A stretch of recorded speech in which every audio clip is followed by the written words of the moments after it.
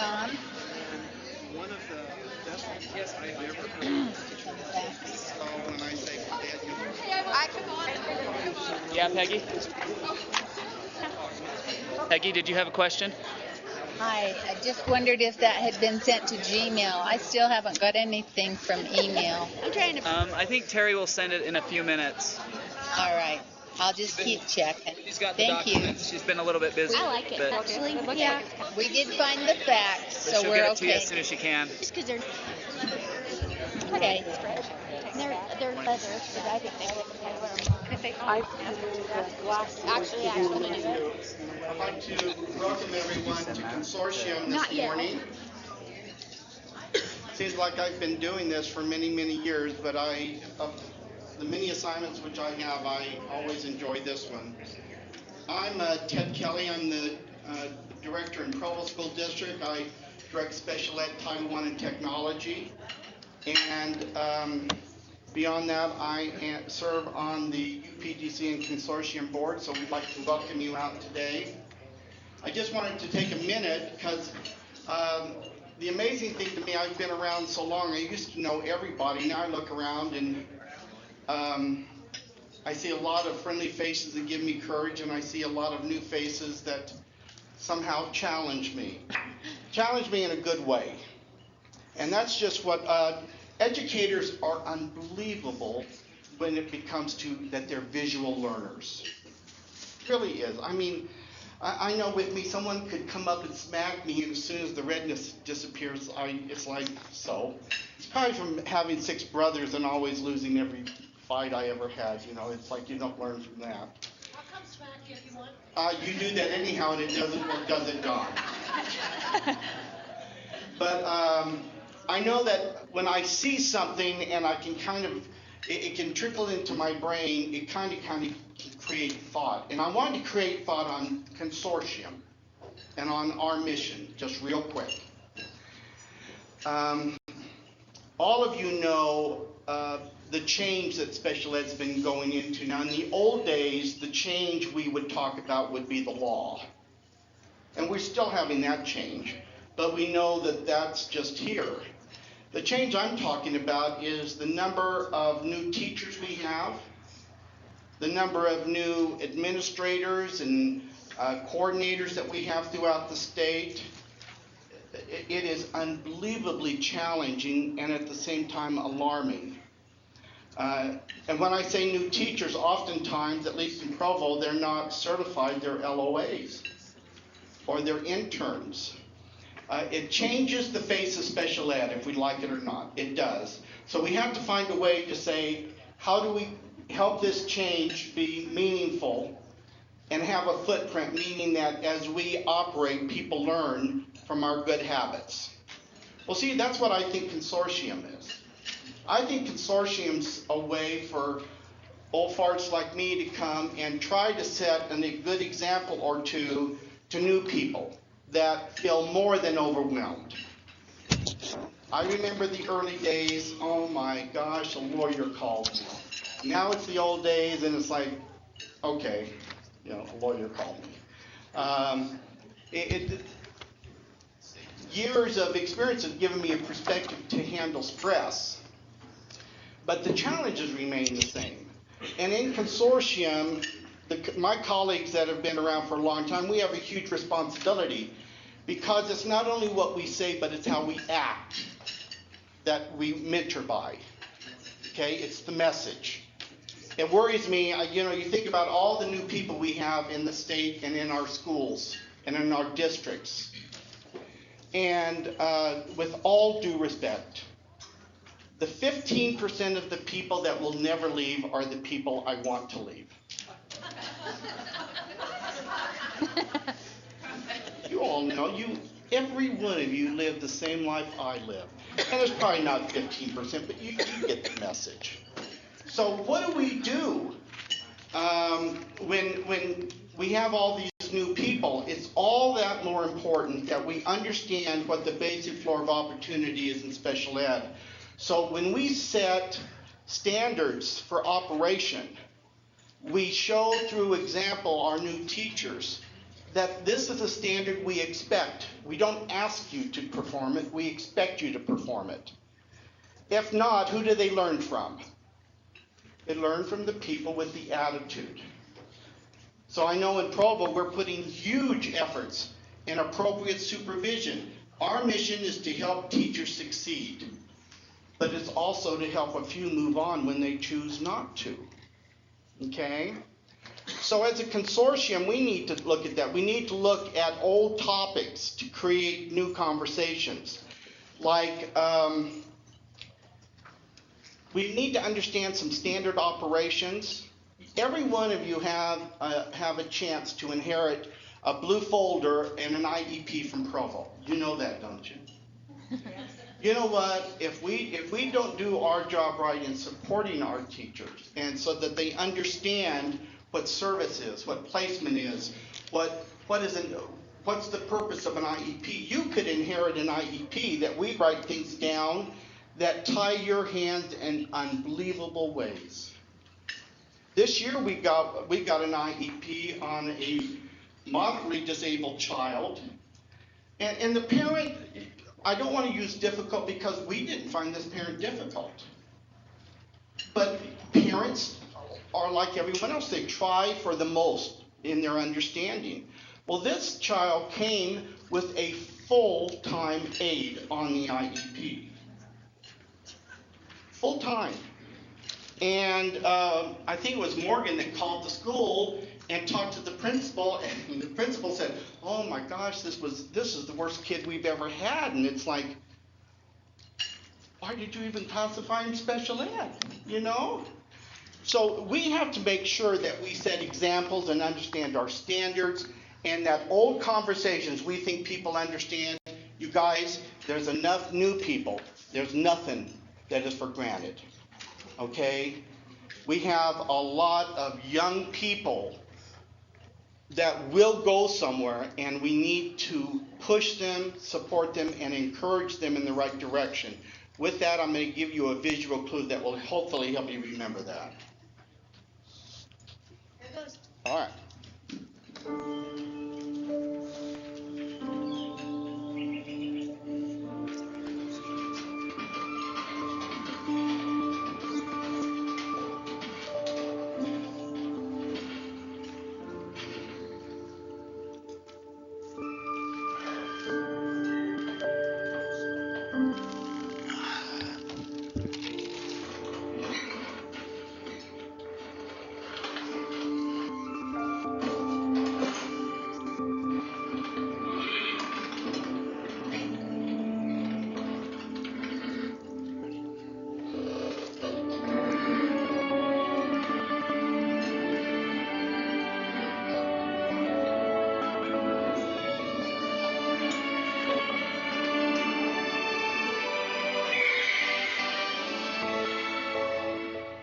Tell if you won't. You guys, special ed really is a wonderful profession. Right now, I would never be able to convince many people of that. But if there's many new people that if we help them go in the right direction, succeed in the right direction, they will love special ed too. And you guys, that's the purpose of the consortium. Thank you.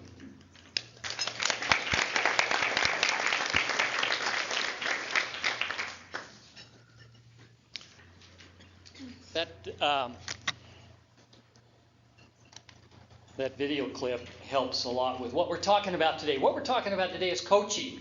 And so coaching is not a sage on the stage, but a guide on the side. So if you saw the horse in the back, it was kind of the guide on the side. So good clip. Welcome to Consortium.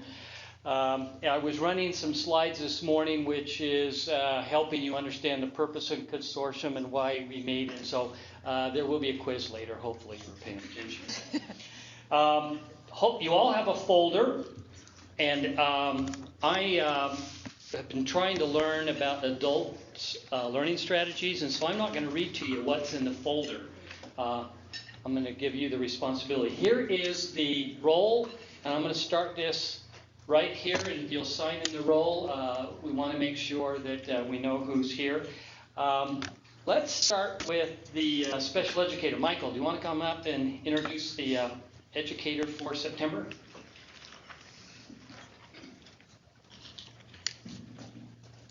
Thanks, Mark. I think it was Casey Stengel that said, if you don't know where you're going, any road will get you there. Yogi Berra, thank you. I knew it was one of those baseball guys. Leave it to my baseball friends, thanks. Boy, you're going to think it's triangle fever, like we've just had this triangle fever and can't get out of it, and yeah, that's pretty much accurate. As someone pointed out to me today, said, boy, that cover, it kind of looks familiar. So for those who are, for those of us who are more dense, yeah, we put the triangle on the back too. Bold moves for this year. We challenge you all the time to make bold moves. It is our great pleasure at the PDC to be able to help you with those bold moves. Some of our bold moves this year involve the Utah Special Educator. Our first two issues are RTI, RTI, RTI, RTI, the triangle, responsiveness to intervention. We want to both challenge you but support you. No child left unsupported. All kids making better progress. More kids doing better work.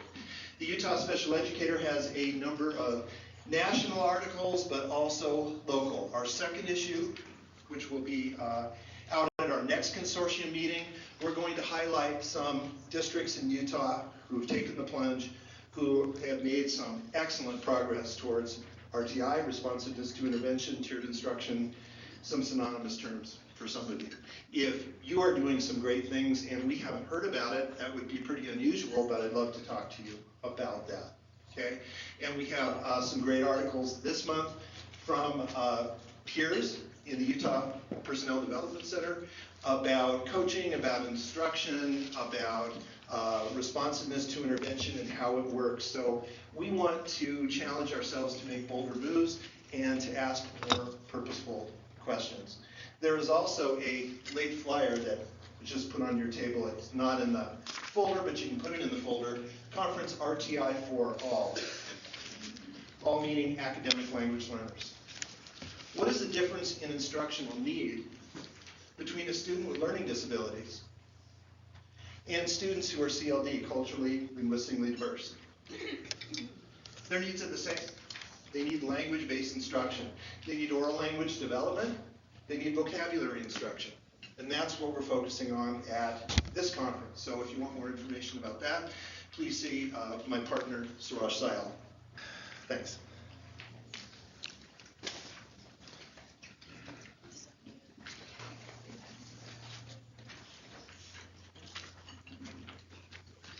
I promise, Mark, I'll only take a minute, so I won't yak. I know, go Bengals. Couple things for just some updates on numeracy. In your packet, I put a few things, really informational things. Yesterday, I spoke about hot math. In your packet is an article concerning hot math, and really this is an overview of the program itself. So you can read that if you'd like.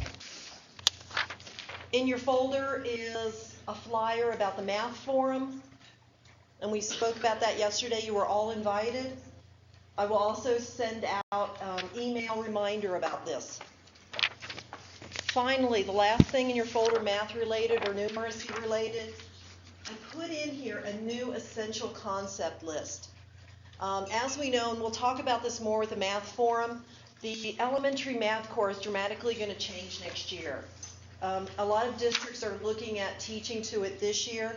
The CRTs are going to remain the same this year. So the CRTs are going to stay with the old core.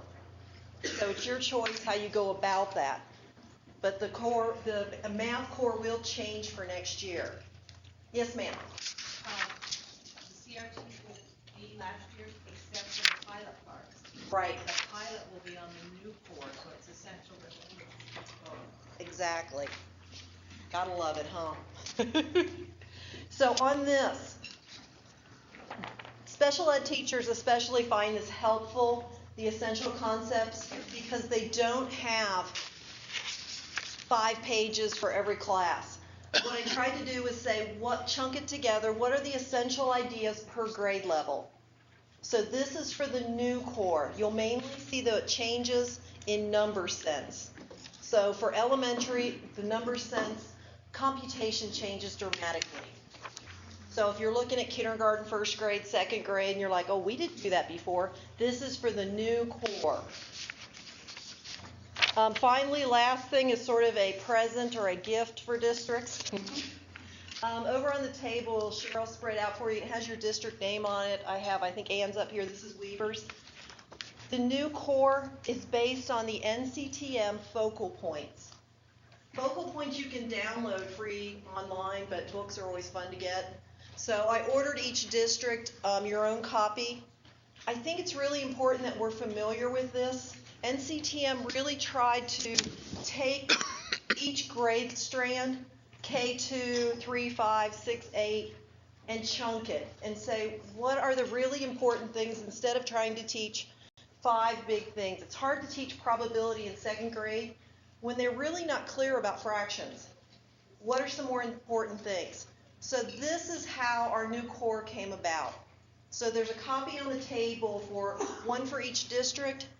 If I left anyone out, please let me know and I'll be happy to get more copies. Thanks for your time.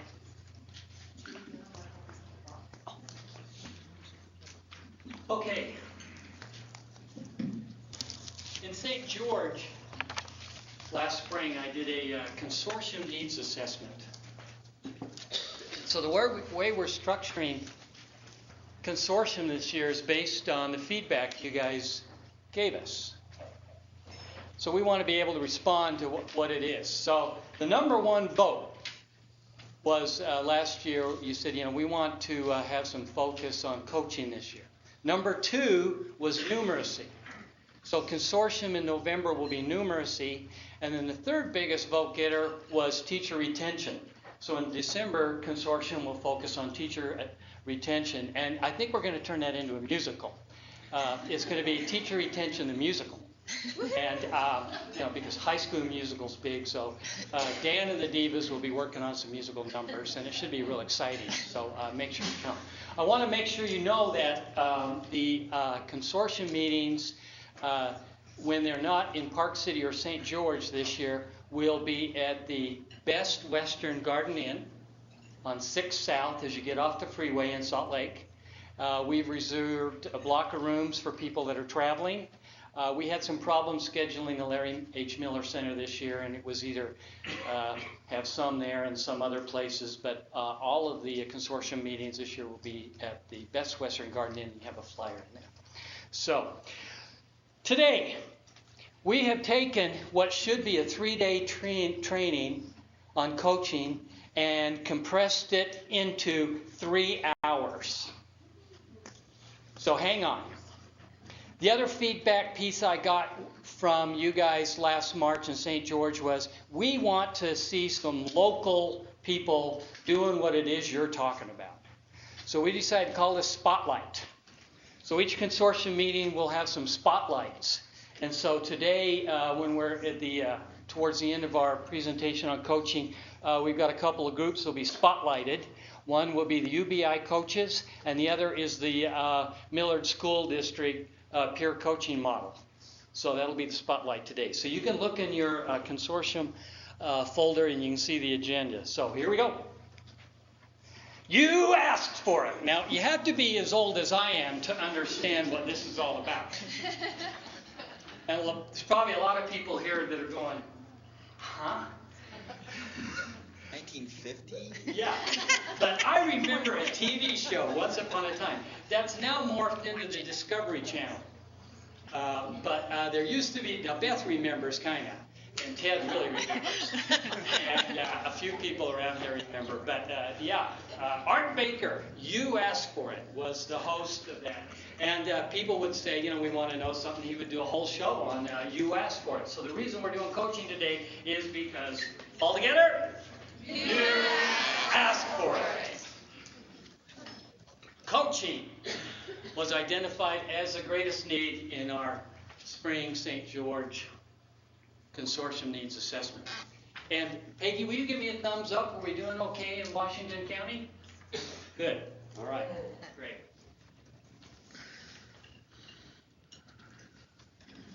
closing the knowing-doing gap.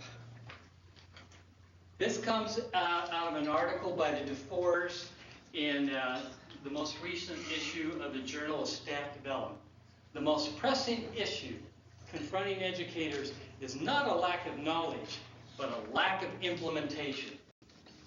And the key to improving schools is taking purposeful steps to close the knowing-doing gap. Rick and Becky DeFore. It's our contention at the UPDC and the USOE that probably the best way to close the knowing-doing gap is through systematic coaching done with fidelity. Coaching is destined to be the leadership approach of the 21st century. And I just want to compliment you on your foresight, because I read this after you guys told us that this is what you wanted to do, so obviously you guys are ahead of the curve. Coaching is about building relationships with teachers as much as it is about instruction. Jim Knight, University of Kansas. And a coach is a guide on the side, not a sage on the stage. And that's Brenda Hales, the assistant superintendent. She sends her regrets. She wanted to be here today, but she is really interested in coaching. So, today's objective, those in attendance will become aware of the key components of the Utah coaching model. Now, you might be asking at this point, where the heck are my handouts for this? Where's the PowerPoint? What am I going to take back? Everything you need to know, the articles are in the Educator. All of our presentations today are embedded in an article. The coaching model that's on these posters here is in the Educator. So when you walk out of here, your handouts are in the Educator, because we wanted to make sure that the consortium presentation today and the Educator work hand in hand. So all the teachers that are going to get the Educator are going to get the same information you do on the coaching model. Right? Let me just say one more thing. This is a huge team presentation today. A lot of people have worked on this. I feel like, Dan, we've been working on this since January, in essence. So, collaborative effort. The Utah coaching model is a hybrid. We've deliberately stolen every good idea related to coaching we could find. And I am proud of the fact that we have been such darn good teams. Not a lot of these ideas are original, but most of us dug deep to figure out what was really good information out there and what could we steal. And this will be a team presentation. Thanks to everyone who will be presenting today. Okay. Next up.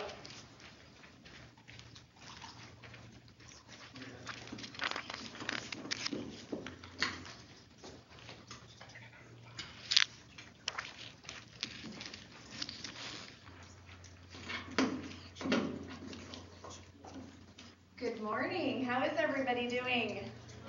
So good to see all of your faces. I hope you had a great summer. Before we get started into the Utah coaching model, Holly and I are going to be giving you a little bit of a broader, big picture view of what's happening at the UPDC and where coaching fits into that. We really believe at the PDC that part of our goals is to support you in improving social competence and academic achievement. And what we really believe the way to do that is best is if you'll turn over your special educator and look at the triangle. The best way we believe we can do that is to match instruction to student need in an integrated system of supports for academics and behavior. And what we've learned as we've been traveling around the state is that those things can't happen without coaching. And I know we've talked to you a lot about the triangle, but I don't know that we've highlighted some of the specific points that we want to talk about today. And that is that not only is this model a system of service delivery, but it's also a population model. So we can apply it to our classrooms, our schools, our districts, and all of our adults that we're working with, whether it be teachers, whether it be our families. Anybody can fit into the population model. And the idea is that this is a healthy organization or a healthy population with 80 to 90% of our population either achieving benchmarks in reading, or following class school-wide rules, or being in good health. Oh, thanks, we got it up there. Great. But then we're also going to have those folks who are going to need some additional support. And the idea of figuring those pieces out is going to revolve around data and a problem-solving methodology, which we're really trying to support in our schools. We really see that the goal of coaching, I'm sorry, I keep turning to the poster when you guys have it up here. Thanks.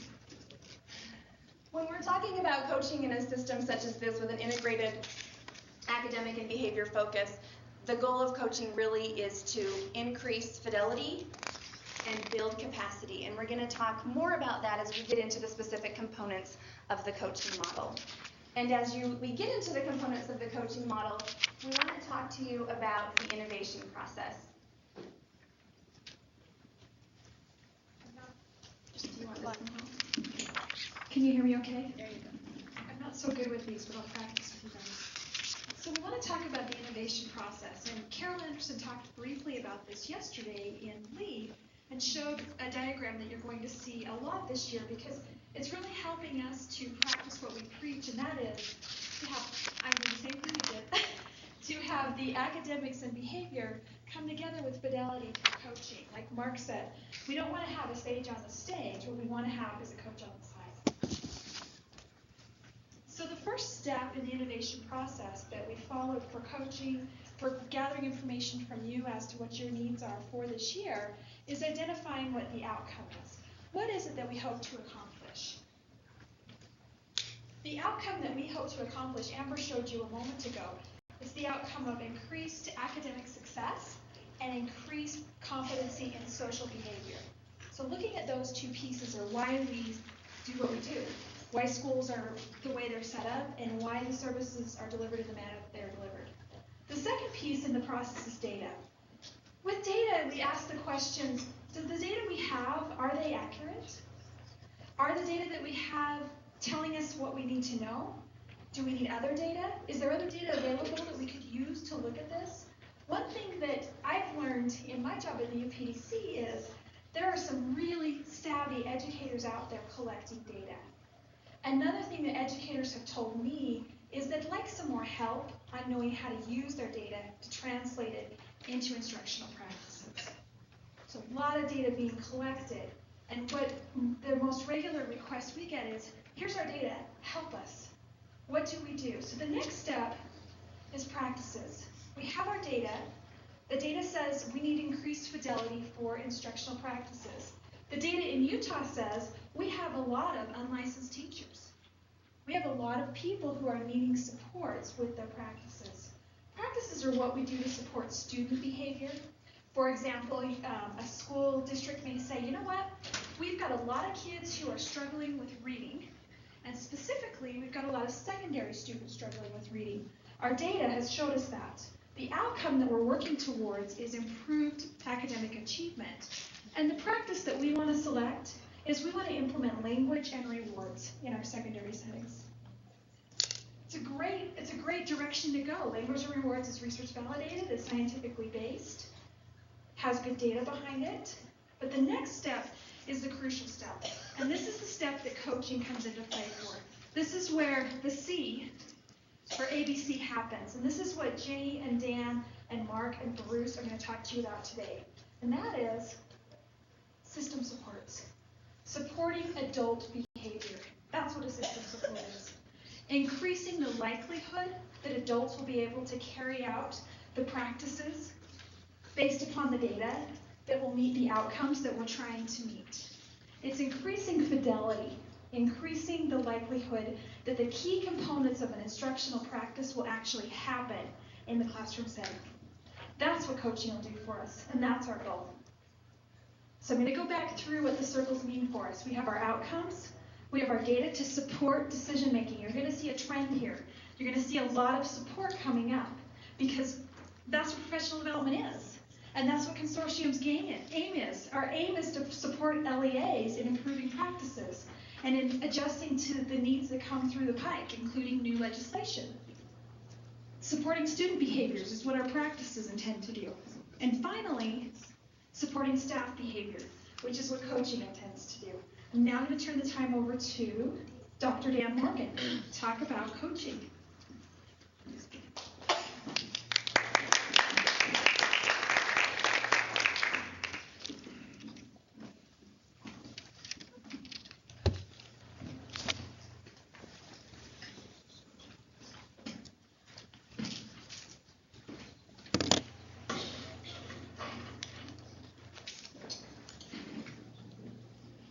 Get wired up here, okay. Actually, I'm already wired.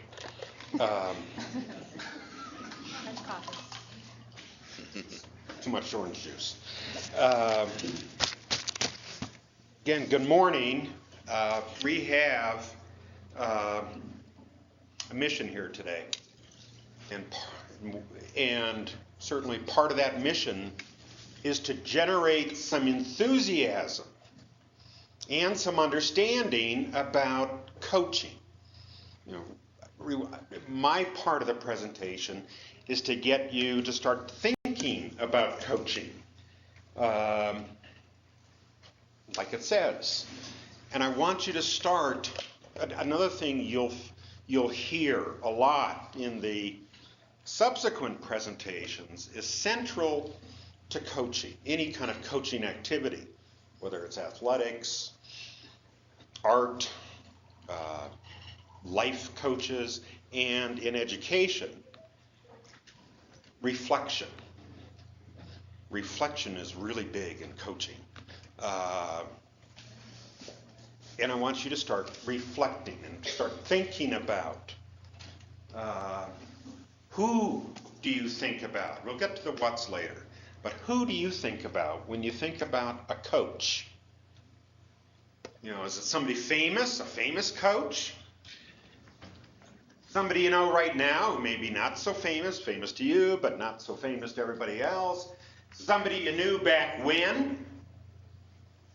And I want you to start, keep this person or people in mind as I go through the rest of this presentation. It could be a religious leader, a professional coach, it could be your personal trainer, was it a family member, a friend, a colleague, maybe it was a self-help author, maybe some of you secretly have Dr. Phil as your coach. Could be Oprah. All kinds of different coaches. And what we're going to start looking at, I've got some pictures of coaches, some little mini portraits of coaches, and we're going to look at these, and some are stretches as we talk about education, but I want you to try to think about those images in a school, in working with teachers, working with administrators, and think about what makes them a good coach. And please notice, I've really tried to be politically correct, academically correct, and all that kind of stuff. Did a good job. Yeah.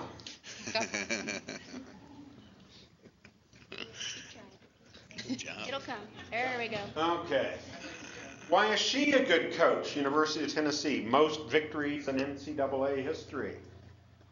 Why is he a good coach? Super Bowl champ. I had Belichick up there, but I figured somebody who's new this week. You have to really be an NFL fan to get that one. Bear Bryant, University of Alabama, certainly a legend. John Wooden, another legend, a living legend. What makes coaches respected? Why do some coaches elicit mixed emotions? And why are some emotional? Some coaches are very Socratic, Socrates being among the first of those. Some are Zen masters. Religious spiritual leaders coach and they lead.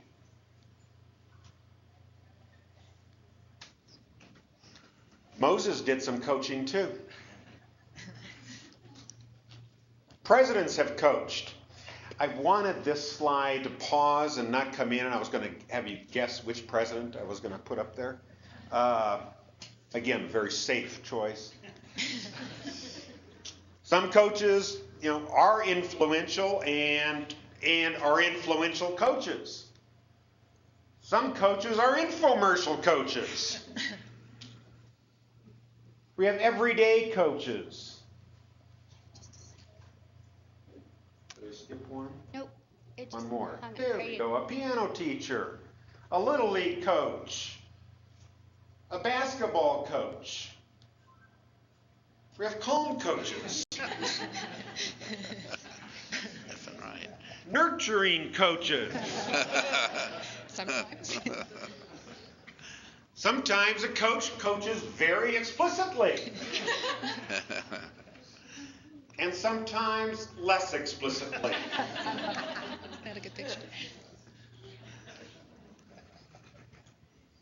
Imagine these folks in your classrooms working with new teachers or experienced teachers or experienced administrators or new administrators.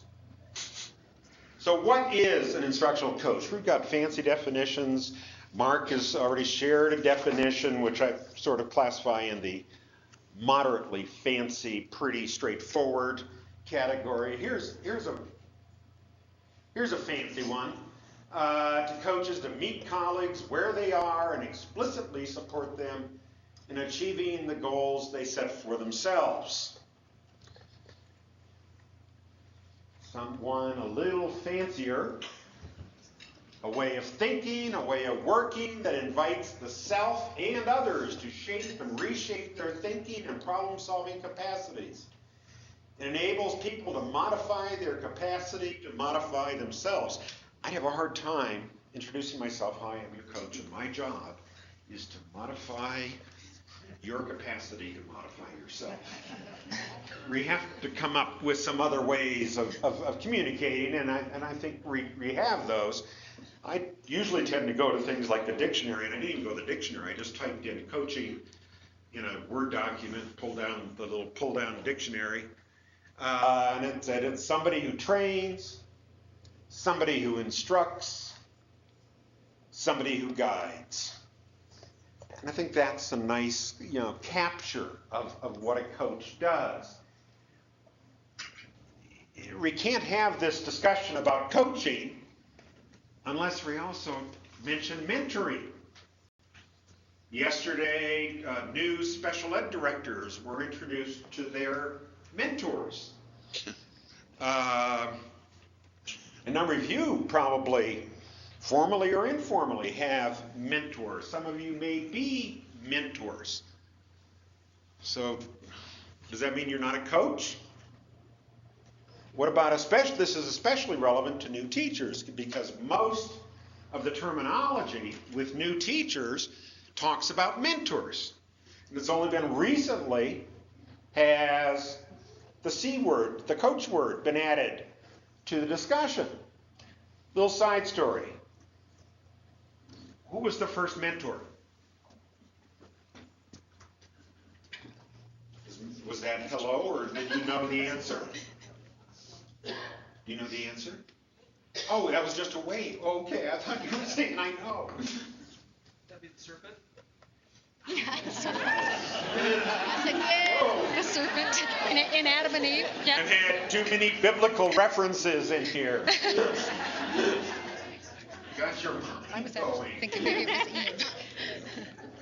I'm assuming you're talking about that serpent. Okay. Really? Okay, here. Nothing else. You're leaving this discussion knowing that the first mentor's name was Mentor. And he first appeared in Homer's Odyssey. And when Odysseus went off to war at Troy, he left his friend Mentor in charge of the house. The kids, the house, keep things in order. And that's when mentors became known as a teacher and a protector. So, I don't know, when was this? 1480 or so?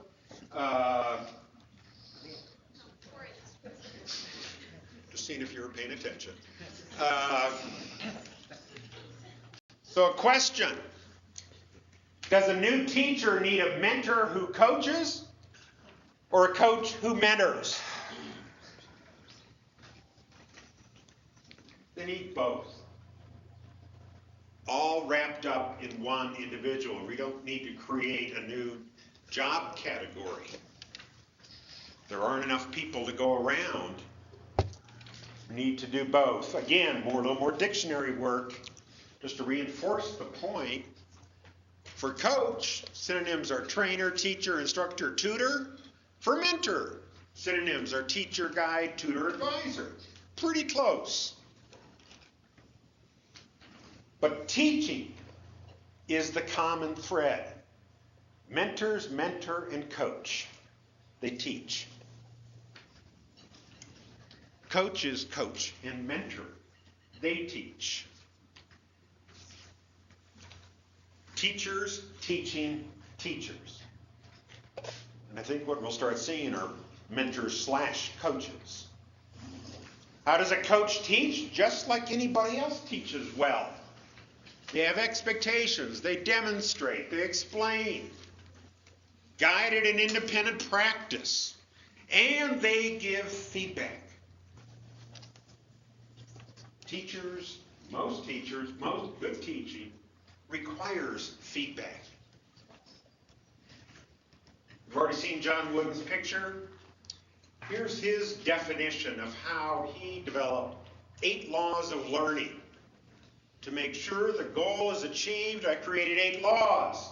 Explanation, demonstration, imitation, repetition, repetition, repetition, repetition, and repetition.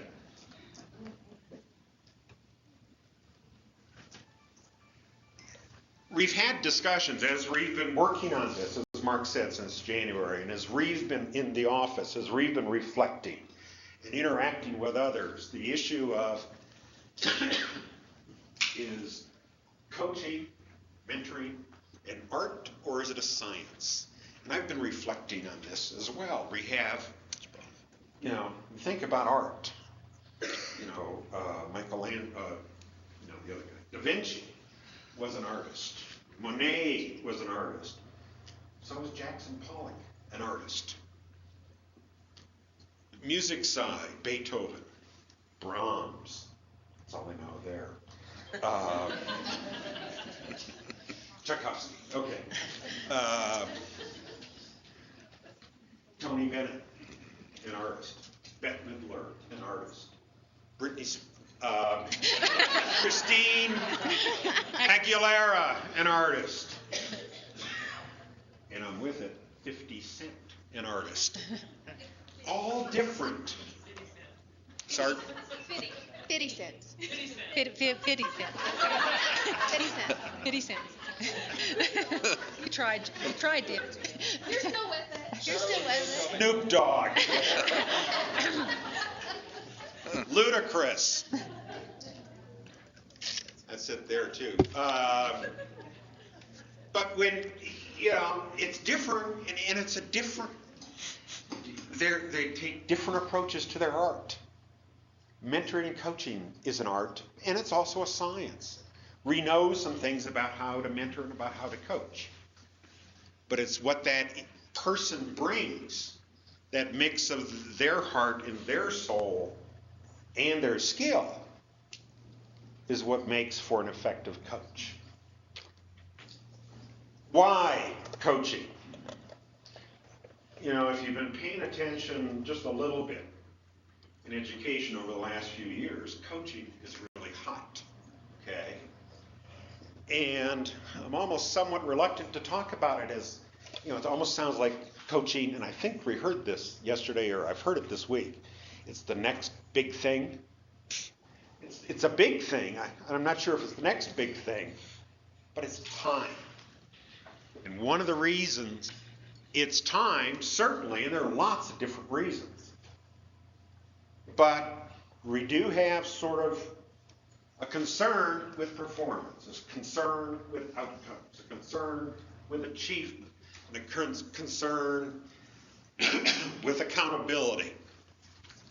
And because of that, coaching has gotten a lot more attention, a lot more investment. But that's going to require a different mindset as we talk about difference-making professional development.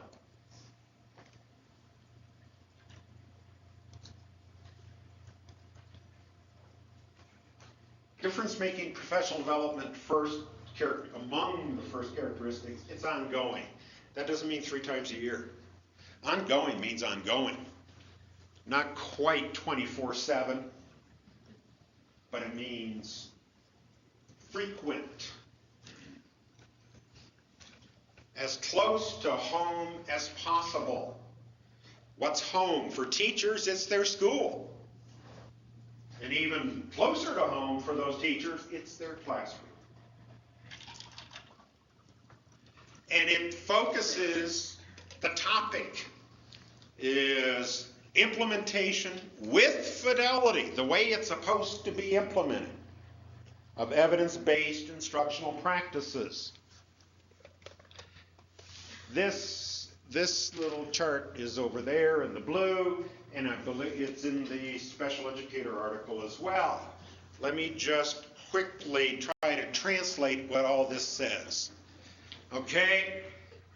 Most professional development, most personnel development involves the following kinds of options for training: theory, lecture, big talk.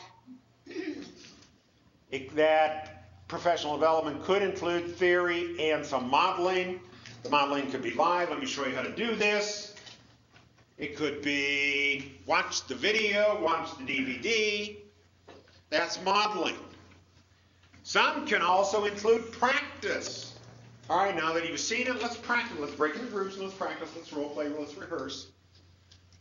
And professional development can also include follow-up coaching. Okay, and this is sort of what we're talking about today.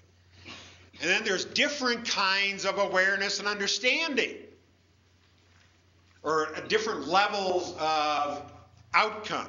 Awareness and understand. Okay, I'm aware of this practice. I understand the basic concepts and principles underlying the practice. Hey, I've picked up the skills. I know how to give corrective feedback. I know how to use this curriculum-based measurement device. I've done that. I've demonstrated in a sort of like a laboratory setting. And application is I can apply it. I use it. And I use it with the way it's supposed to be used. What this says, and if we can all agree that using it, whatever you've been taught to do, using it is sort of the most important part. It's nice to have the skills, and that's probably a prerequisite to that. And it's certainly nice to be aware and understand, but using it on the job is the key. Big theory, big lectures, big talks alone don't do that. In fact, very little. Modeling alone doesn't do that. Even practice, if that's all you do is practice, there's some learning that goes on. Notice the skill attainment on these two. But there's some learning and skill attainment that goes on, but it's still not practice. This is almost accidental, incidental application. It's only with coaching.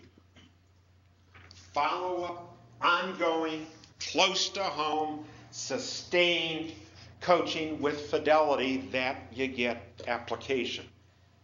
That's why it's time. A disclaimer, always the yes but. There really have been no large-scale studies. We know that they're underway. And we know that there's enough preliminary evidence. Like, that was just, by the way, this table was not a conceptual table. This was based on a meta-analysis of a number of large-scale, small-scale professional development studies. People at the Fixon Center, South Florida, National Implementation Center or something like that, have worked through these kinds of data. They're doing research on what works for implementation, and coaching seems to be coming out close to the top. What do coaches do? Again, they help teachers transfer what they've learned, what they know into new practices. And this is another critical part about what coaches do. Coaching, we read in the papers, we see on TV, and if we're there, we see in real life. Take Jerry Sloan, he's been prominently displayed today. I'm not sure if his players would say, yes, Jerry creates a safe environment for us. Some would say, yeah, he creates an environment, and we try to improve our practice. But we do get some fear of, there is some fear of being called out in the newspaper the next day or, right there in front of 20,000 people. Coaches, instructional coaches can't do that, okay? That doesn't mean they don't give feedback. But probably on the list of things not for a coach not to say, unless you have a really tight relationship with the person you're coaching, that was probably the worst exhibition of teaching I've ever seen in my life. I'd put that down as negative. But you can give feedback. You have to be able to give the feedback, but in a way that their job's not on the line. We'll get into that in just a little bit more. Where did my other quote about John go?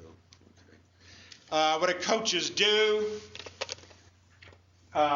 These are sort of academic roles for coaches, and again, these are listed in the Educator article. Let's talk about coaching behaviors, and these actually came off of a survey we sent out to new teachers last year and to mentors, asking them how often do these kinds of things happen.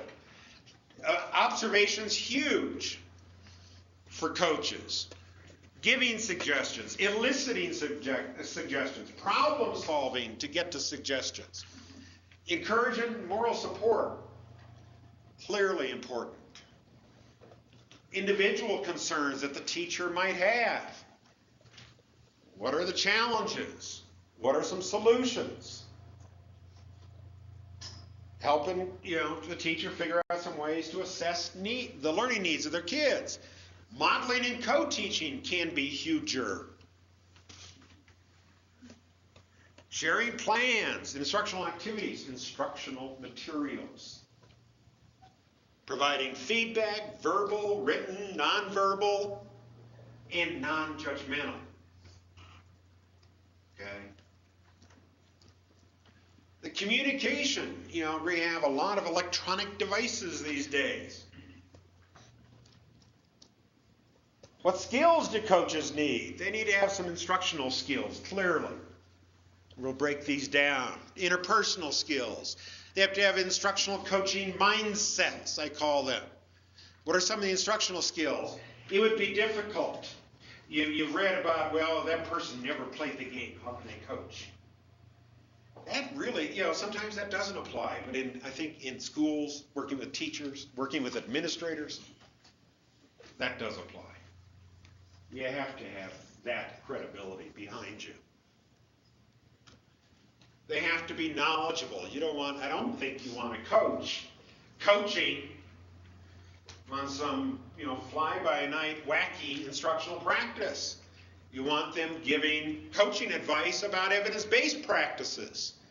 Being able to model some basic teaching routines. How to get the attention of your class. How to give feedback. How to give correct feedback. How to move around the classroom. How to use this particular instructional program. How to assess, progress monitor. And as I've come back to again, observation skills. Interpersonal skills. And this is where we get a very unique combination of a person. They have to be good at this, good listeners, be able to have some empathy. Respect. This isn't eliciting respect. This is giving respect to the person you're coaching. And ensuring that respect is communicated and felt. You have to be clear in your verbal communications. And it's about building emotional connections with with the person you're coaching. Many of these things can be improved, taught and improved. Some people come about by it naturally, it seems like. Born with it, except for probably the clear verbal communication part. And for some it's easy. For some, like me, who has been known to be about as sensitive as a grapefruit, requires some concentration. John Wooden, for the last time today, I came across this quote. I think I've forgotten where I came across it. But think about this. You can give correction, but you don't cause resentment. Now, that's a high bar, but it's an achievable bar. Mindsets. Coaches have to be passionate about what they're doing. They have to be committed to what they're doing. Not everybody can coach because they don't have these characteristics. They have to be relentless. My job is to coach, and I'm going to coach. I think this came out of, who's the really great author? Collins? This came out of his book. It's a unique combination of personal humility and professional will is what constitutes a good coach, a good leader. And they've got to be willing to do whatever it takes within appropriate ethical and legal guidelines. Necessary conditions. These are system conditions. What has to be present in a school, a district, a state? A coach can't coach unless they have an opportunity to coach. You can't, some coaches coach from the booth. And we'll have a few little pilots we'll be doing this year that sort of will have this, but it will be the next best thing to being on site. A coach has to be in a culture, an environment that acknowledges, utilizes, promotes research-based instructional interventions. There has to be opportunities for the coaches to grow. They just don't all of a sudden come to, full fruition and there, you've got done coach. Coaches need to grow and have those opportunities. Coaches can't be quasi-administrators, meaning their observations, it can't be, the principal sent me to see if you're worthy of keeping. No. Or worse, a coach, I actually can't tell you about this, whatever I do here is going to get back to the foot. It can't be put in that position. They're coaches, they're instructional coaches, they're teachers teaching teachers. They're not teachers supervising teachers. They're teachers teaching teachers. So they have to figure out some ways, and principals have to figure out some ways that make that happen. They have to be able to work with principals, and principals have to be able to work with them. And the commitment to evaluation is, and looking at the data, is also critical. Now, some of you, as I'm looking around this room, have seen this, I'm sure. I've seen it, I'm going on 24 times now, maybe. This has become sort of the anthem of coaches, okay? And as we look at this tape, it's another sports scene. I want you to look at the two central characters. The teacher, the little young lady who will come up on the screen right away, and then the coach, literally the coach, who then takes a role in this as the action plays out. And again, think about coaching new teachers, coaching experienced teachers. Think about the special ed director We talked about special ed, no, I don't want to draw Dave Forbush in the starring young lady in this role, but you really have to think about, stretch your mind on that. And keep that image in mind as we think about and talk about coaches. Oh, I hit it? Hit it.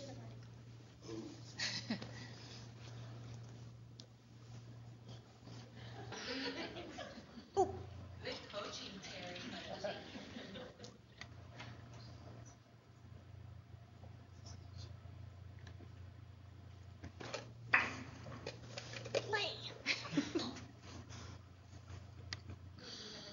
Playing. That's bad. That's bad. That's really bad. Is it on the? A lead coach.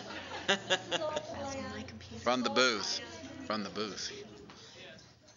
Word comes down from the booth. Now, Dan, point out all the coaching going on. You plan this. I try to be the guy to the side, but they would yell at me. And my flash drive. I need my flash drive. Here, I've got it. He's got it. Okay, you got it? I've got it right here. It's on about 8 computers in this room, so let's, all right, hold on. I've got it right here. He's not detected yet. RGBT. I've got it right here. There you go. How many? Yeah, it is. Who said?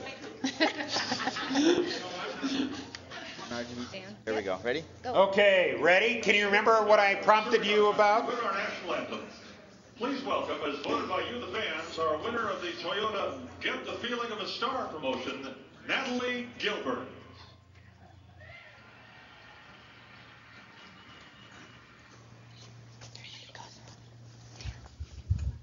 Oh, say, can you see by the dawn's early light what so proudly we hailed at the starlight dawn?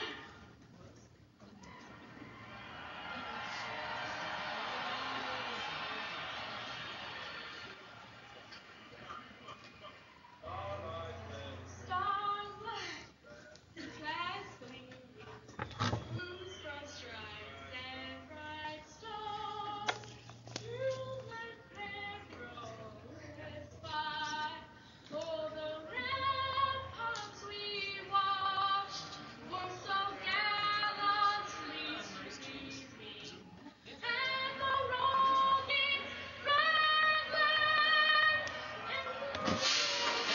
and the yea, it proved through the night that our flag was still there. Oh, say does that star-spangled banner yet wave o'er the land of the free and the home of the brave?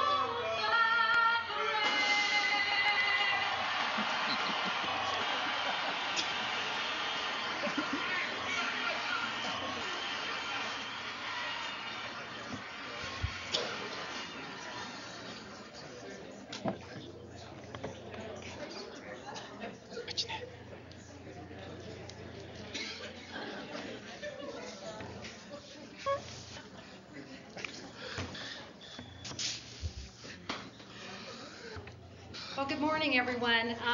Thanks to Dan for presenting the rationale for coaching, for talking about the background, about why we need a coach.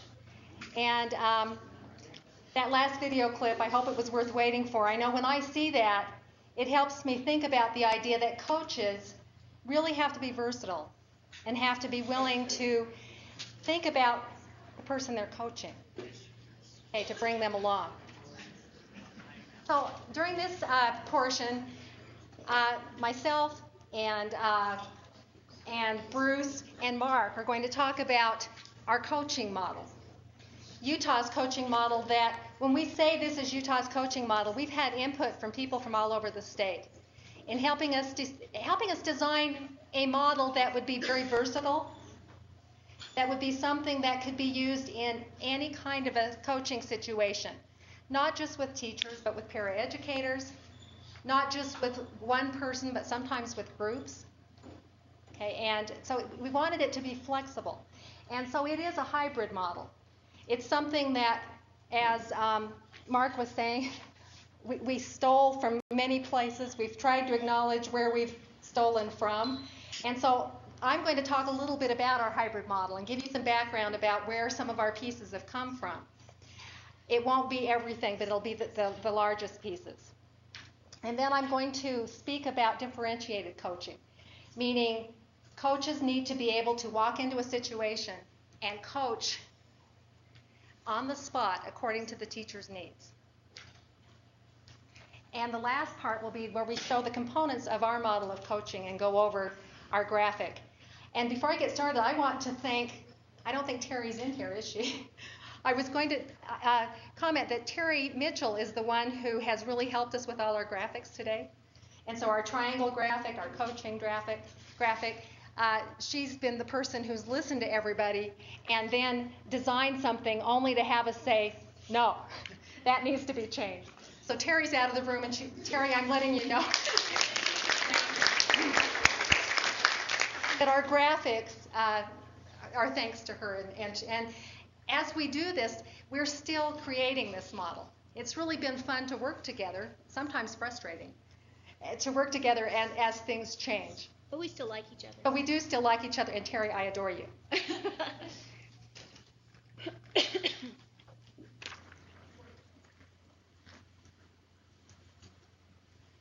Okay. I'd like you all to think about this phrase of cognitive coaching.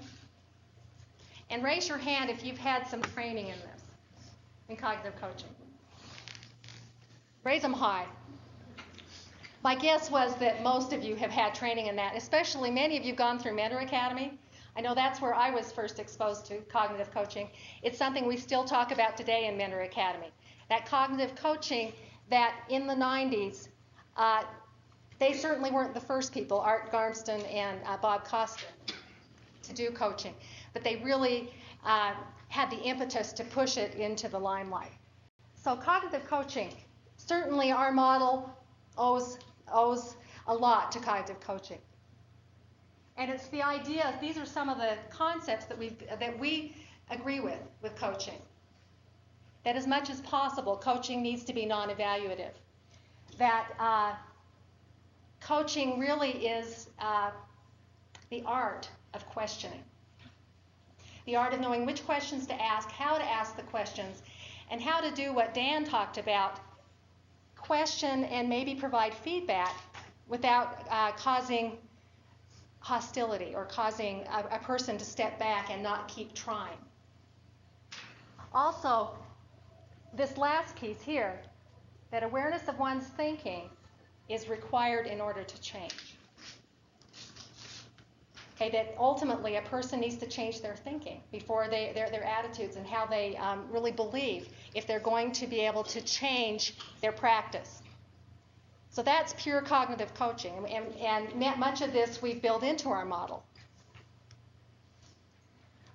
Okay, if you think about the idea of reflection as these pictures come up.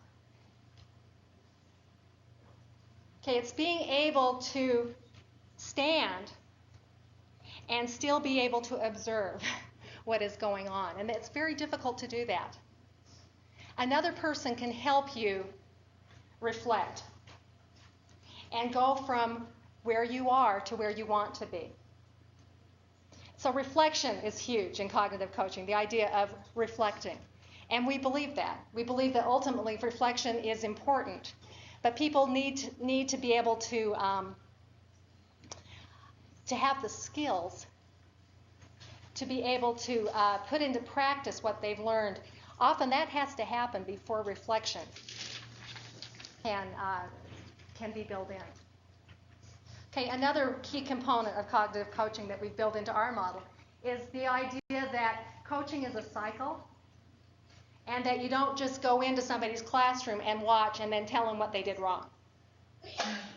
Okay, coaching very much needs to be a process, an ongoing process, and you should have a pre-conference and observation, or a pre-conference before you do your observation, that after the observation you analyze what took place, and then you have a post-conference to determine what to do next. So any of you that went through Mentor Academy, okay, this certainly was part of what you learned, and it's built into our model of coaching as well. Okay, something that came after cognitive coaching that has really influenced coaching is the idea that there are standards in education and there are things that we want to look for. Okay, so standards help us decide, and this is really going beyond cognitive coaching, okay, where you say, you know what, there is something that I'm looking for. When I come in and coach in a classroom, this is recognized as the standard for good instruction. Okay, so starting in the late 90s, standards were built into coaching. And standards created a common language for professionals to use as they were speaking about what's going on in a classroom. Is it happening in my classroom? Where am I in terms of a rubric? So we really like this piece of coaching, that you don't just go in and talk about whatever the teacher wants to talk about, which used to be very much a part of cognitive coaching. There's still some of that, okay, but we look for what is good instruction and what is evidence-based good instruction. An example, in your folders at the back, there's a yellow handout, and Bruce is going to talk about this a little bit too, but I just wanted to point out, this is Washington School District's coaching log. It's a collaboration log that they use to coach. And you'll notice across the bottom are the teaching standards that they use to guide their conversations in coaching. Okay, so it's more structured now, and we like that. Okay, Dan talked a lot about the coach's role, but we wanted to really emphasize the idea that yes, coaches offer support, but if you want to build practice, if you want to improve practice, you have to create challenge and you have to facilitate professional growth. And we really think that the standards and having things that we're looking for, and in some cases they're very prescribed by a district. If you're working with a new teacher who's in an ATP program, there are very prescribed things that are being looked at. And that is what will create the challenge and ultimately build professional growth through reflection. So I hope you're seeing how this is a hybrid of cognitive coaching and more structure. Okay, types of coaching. This is something that many coaching models encompass, but the University of Santa Cruz, their new teacher center, is where I learned the most about this idea, that we need to be able to coach in different ways based upon the needs of who we're coaching. And so coaching can be instructive, collaborative, facilitative, depending upon what our teacher is telling us or what our paraeducator is telling us or whoever we're coaching by the cues they give us or by the standards that we're looking at. Where are they on the rubric? It'll help us decide what form of coaching will really match the individual's needs. So, and this is talked about in our article in The Special Educator. Okay, the idea that coaches need a bag of tricks. They need to be able to walk into a classroom and determine which form of coaching should I practice today. And you know what? It's not one form. Okay, it's fluid. It's being able to go back and forth. And the way Dan talked about coaching as an art,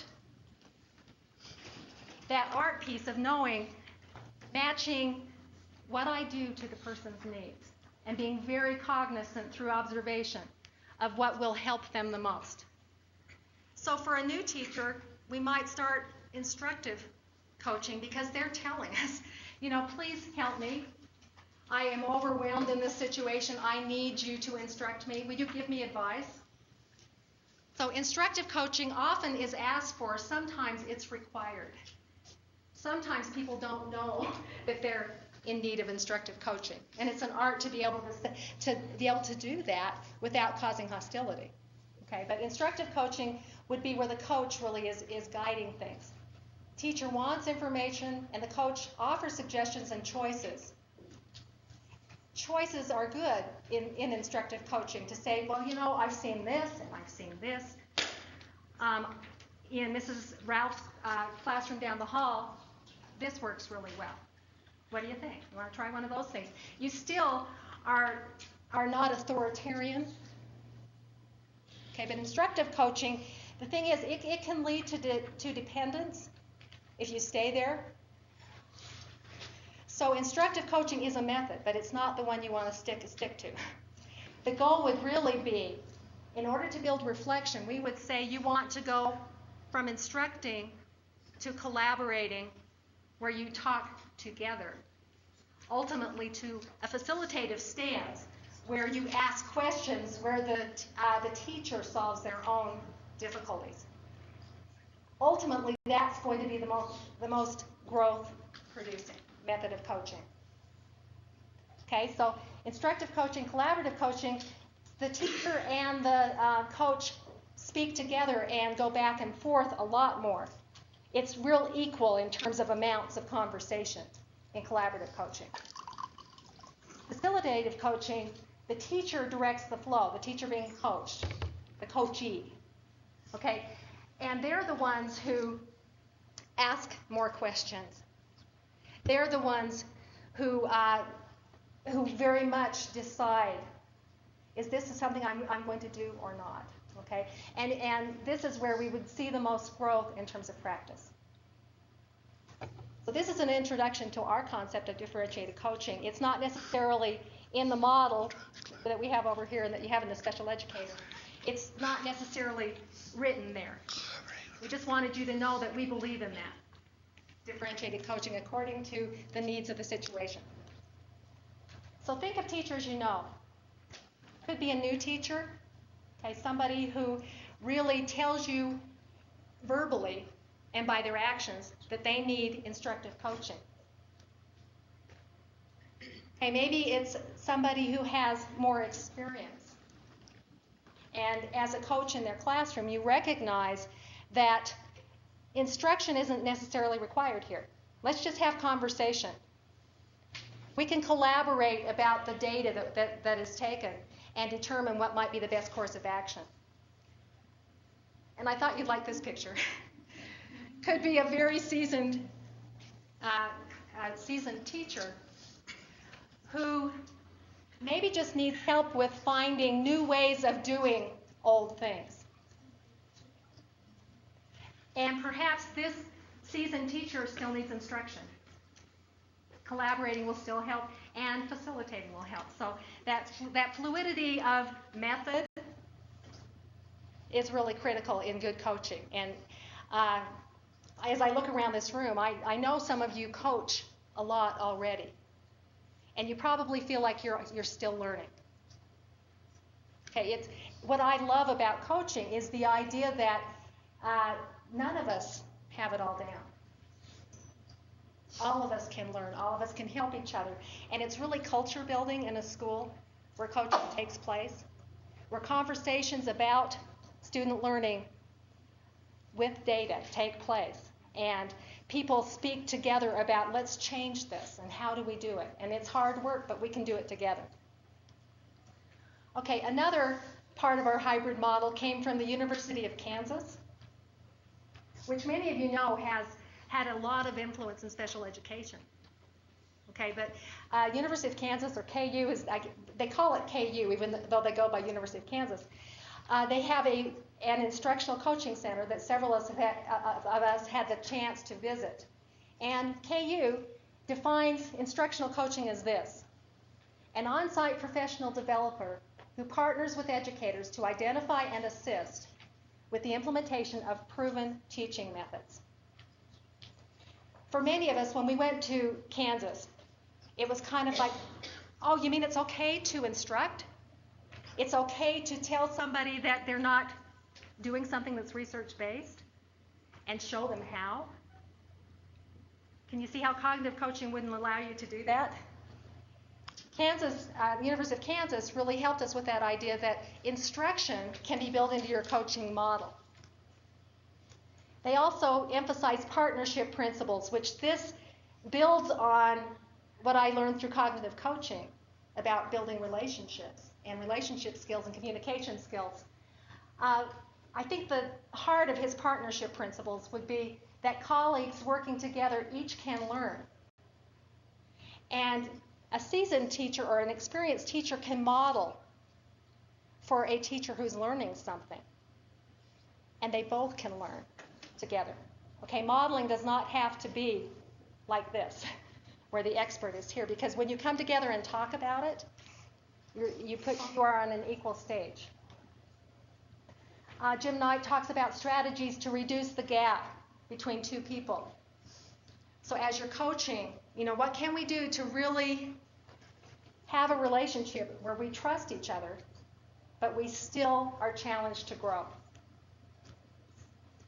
And creating learning conversations over what's happening in a classroom.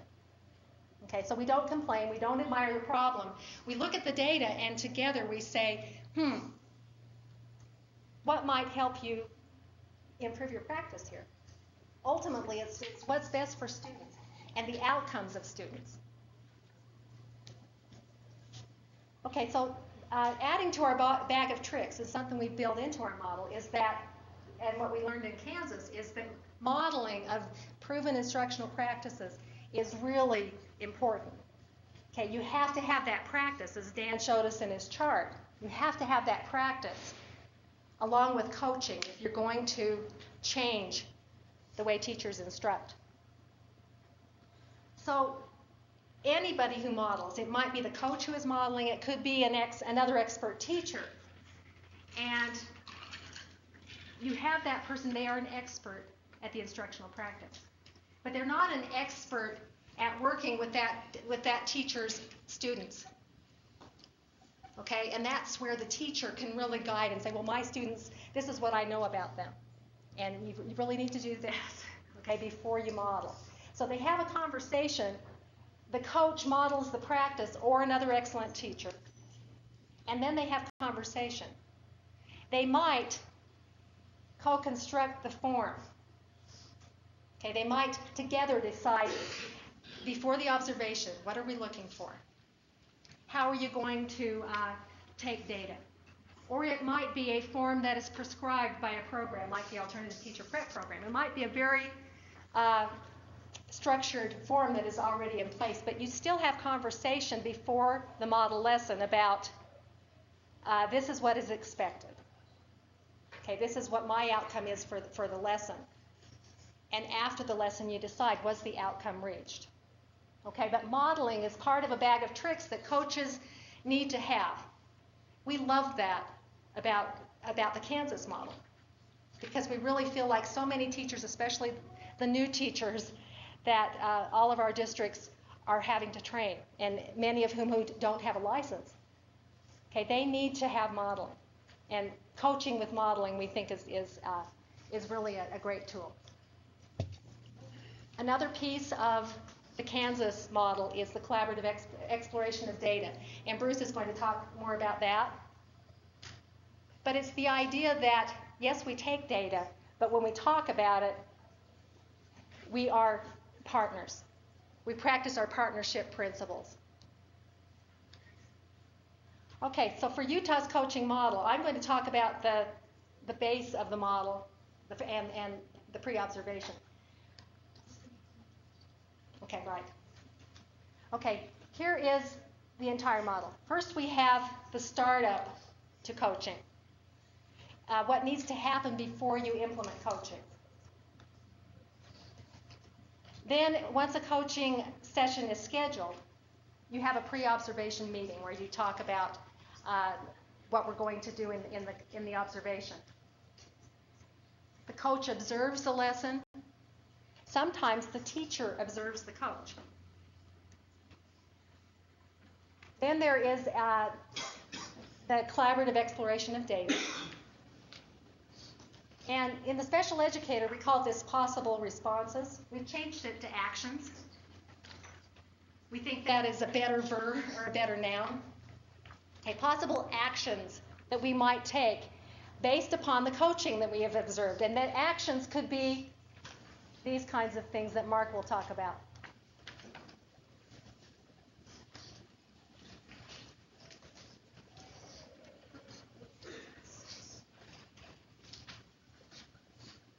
Page 46 in your. Okay, they also have this in their packet. Okay, they have the Utah coaching model in the back of your folder. Okay.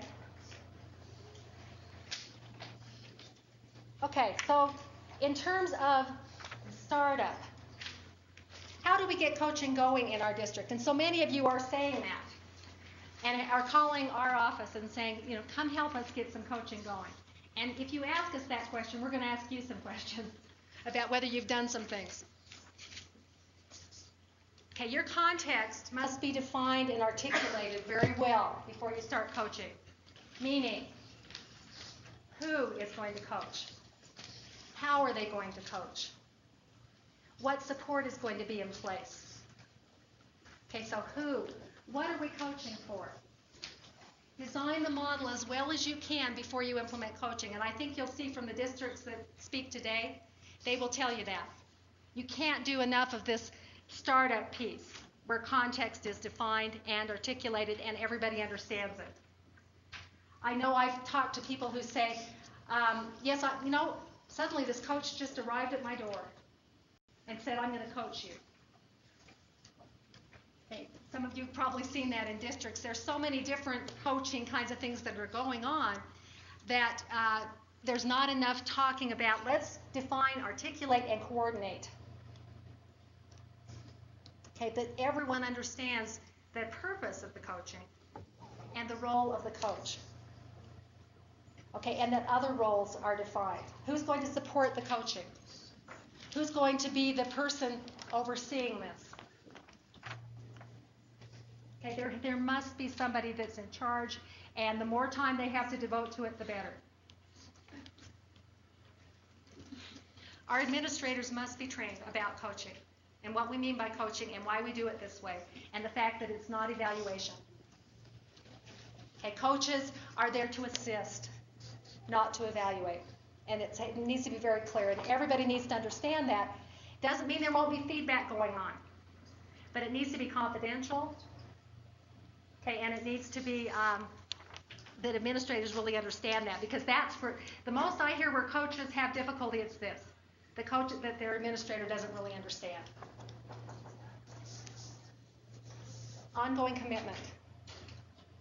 Dan spoke about that, how coaching needs to be ongoing, but the commitment needs to be, we're not just going to try this year. Okay, we have a plan in mind. We are going to support not just our teachers who are being coached, but our coaches. We're going to provide training, professional development,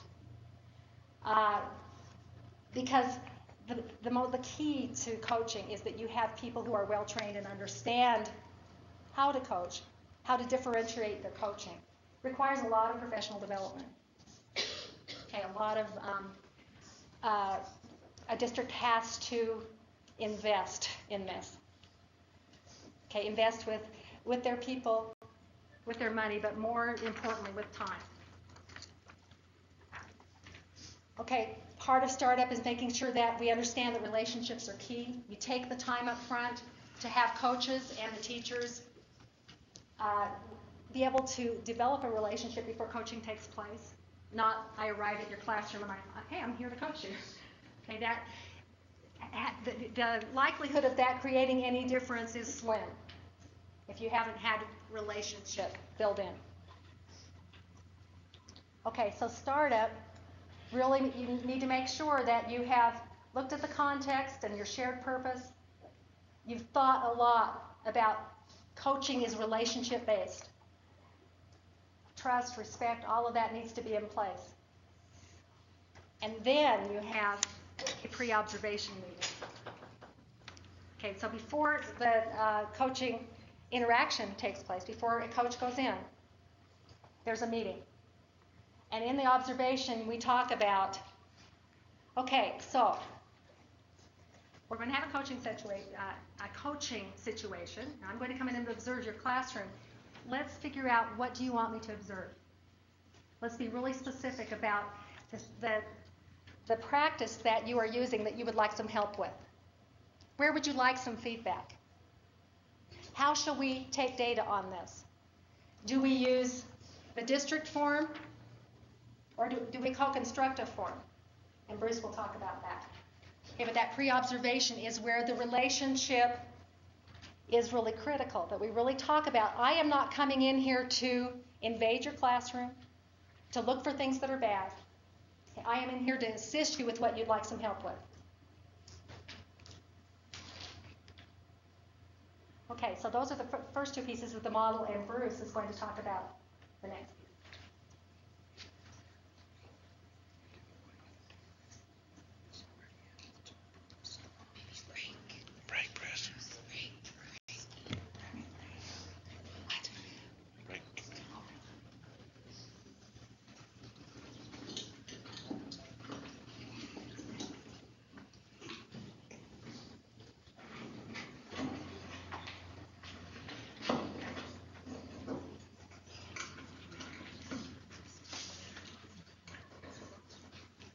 I want to build on the next part of the model.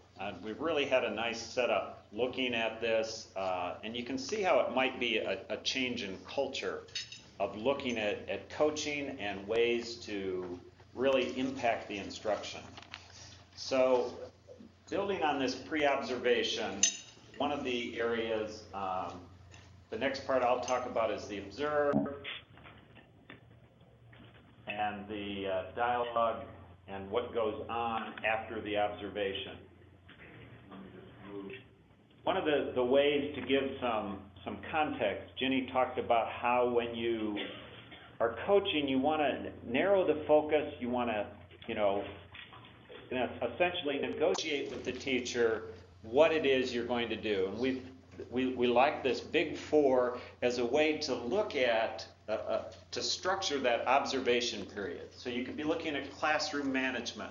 You could be looking at the content, what's being taught.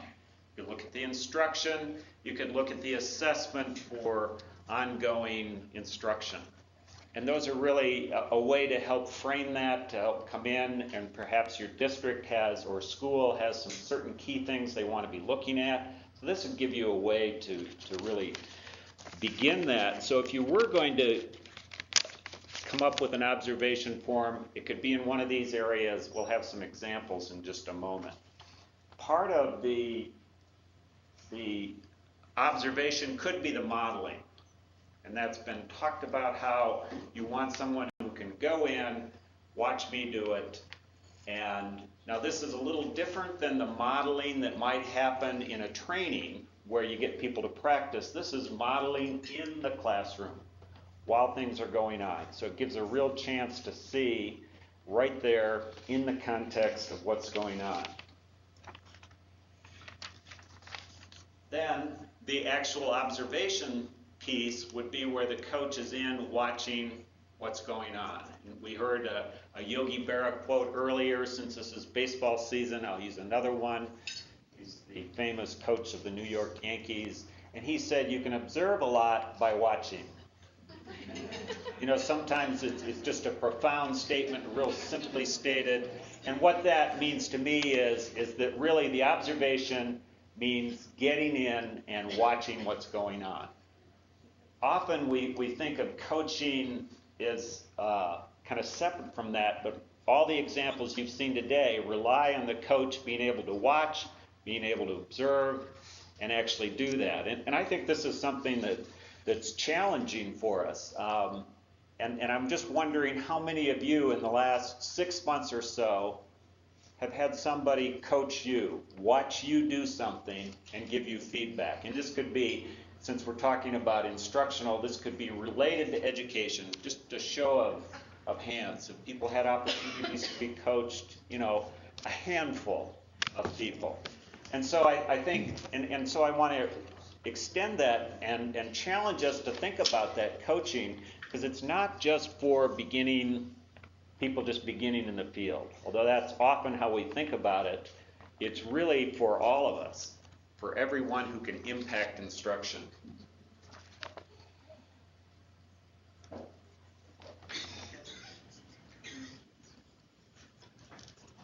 So the coach uses some sort of observation form to collect data. So it's not just impressions. You want to be actually collecting data in one of those areas that we've looked at, the critical teaching behaviors. And that's where we know a lot about it. We need to have a way to actually watch for those and to be explicit. It's the fidelity to scientifically proven principles. Really, again, looking at that evidence-based practices and then making sure that they're being implemented with fidelity. Going right through and that's where I like to think of having a checklist. If we have a checklist of what those practices are, then that's a great way to spend some time observing. Looking at student behavior. This is really a key one that a coach can really provide a lot of insight on, being able to do that. Looking at the teacher behavior. So not only the students, are they responding the way as the teacher, moving around the room? Are they using the kinds of, are they being clear with their instructions? Are they doing the things that they need to do?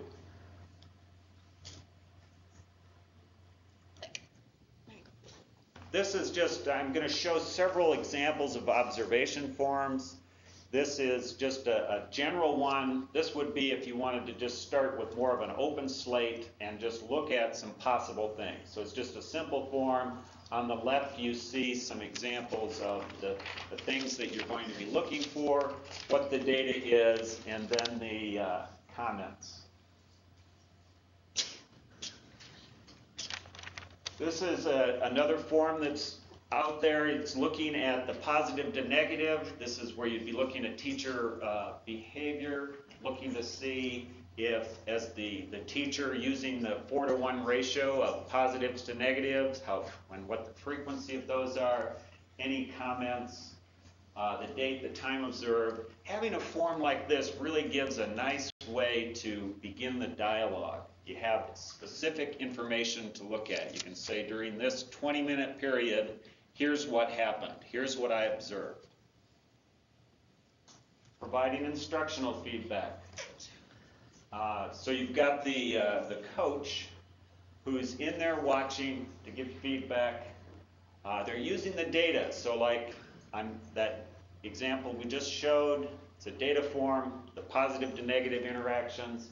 And we use that data to shape what the teacher does, what the educator does in the classroom. This is an example of the dialogue. So this is after they've observed. Do I need to back up? Nope. Okay. This is after they've observed and they're discussing this. Trying to set it up so we're linking what we did last time to what we're doing this time in the class. Okay. So I think a great journal would be a journal that, especially if it's a question that deals with opinion, that builds some sort of opinion with past information that we found in class. Mm-hmm. And they explain how they came to this conclusion, why TV violence is a concern today. And hopefully if I set it up right, they're also posing questions and going on further, so it will lead us into what we're doing in the class that day. And what about, do you have an expectation for length or how long they're supposed to write, or? Well, that was a tough one. I started out, right now I told them they have to have 4 sentences, a paragraph. In 10 minutes? In 10 minutes, yeah. And what I was really hoping is that with maybe the lack of structure, that the kids would talk about it before they wrote. Mm-hmm. But I'm not sure if I set it up to reach that goal. Okay. Well, let me give you some suggestions or some ideas, and maybe just from experience you can kind of see if any of these would work for you. One I found is that students really it helps if students know up front what the expectations are. So if you have, and it seems like in 10 minutes, 4 sentences isn't very much for 10 minutes. So I might suggest either, if you want to stay with the 4 sentences, either shortening the time or asking more of them. Because it sounds like you have a lot of things that you want them to be doing, giving an opinion, linking back to things that they've already known, posing questions, giving explanations.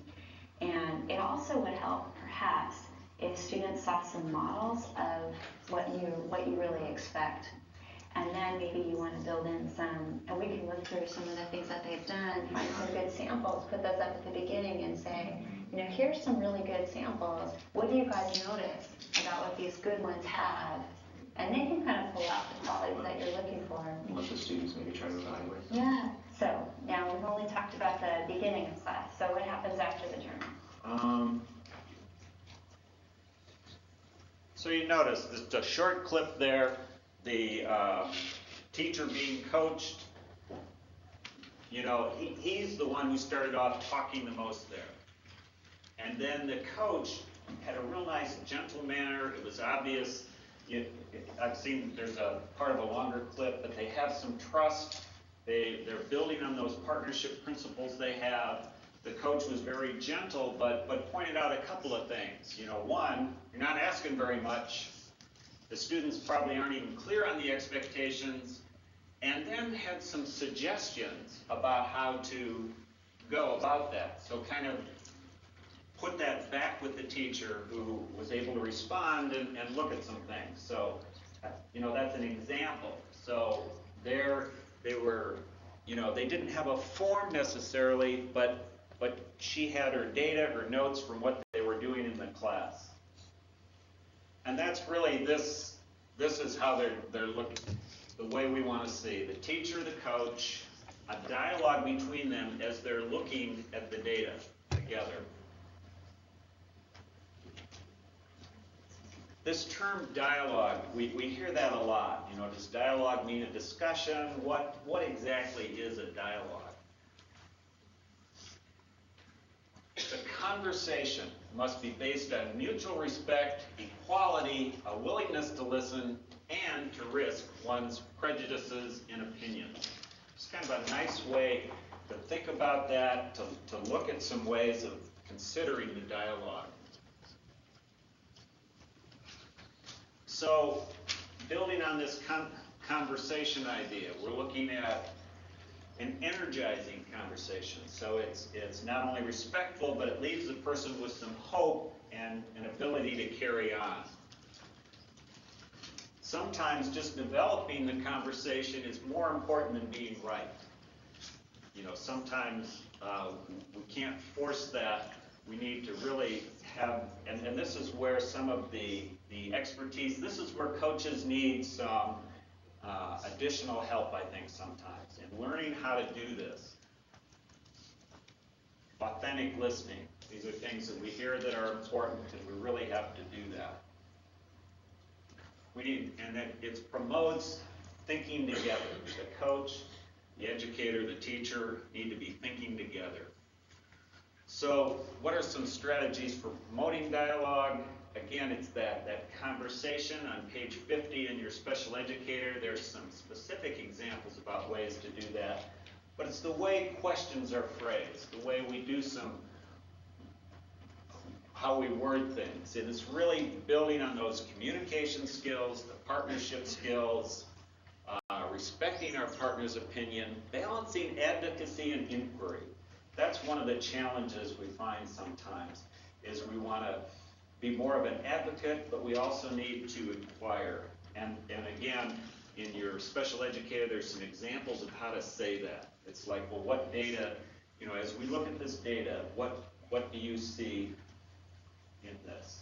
That'd be a way of providing some inquiry, of looking and exploring together what's happening there.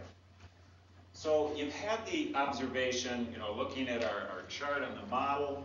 We do the observation, we're in the dialogue and working. So what's going to happen next?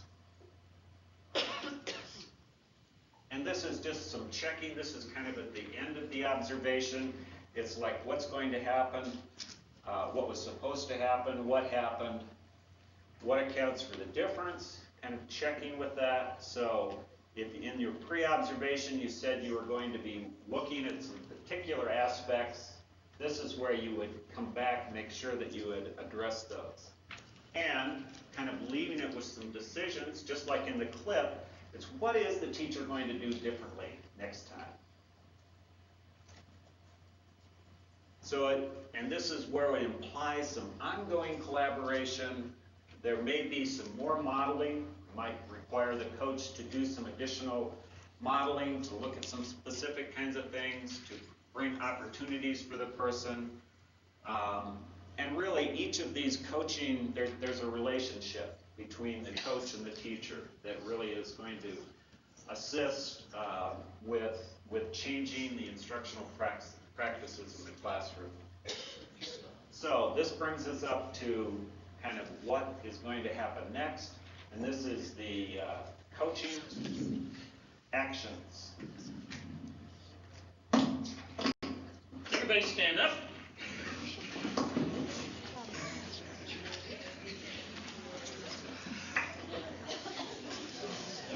Shake out the wiggles. Have some action. We're going to think of some possible actions here. All right, open up your educator. You stand for a minute. I want you to make sure you're all looking on page 46.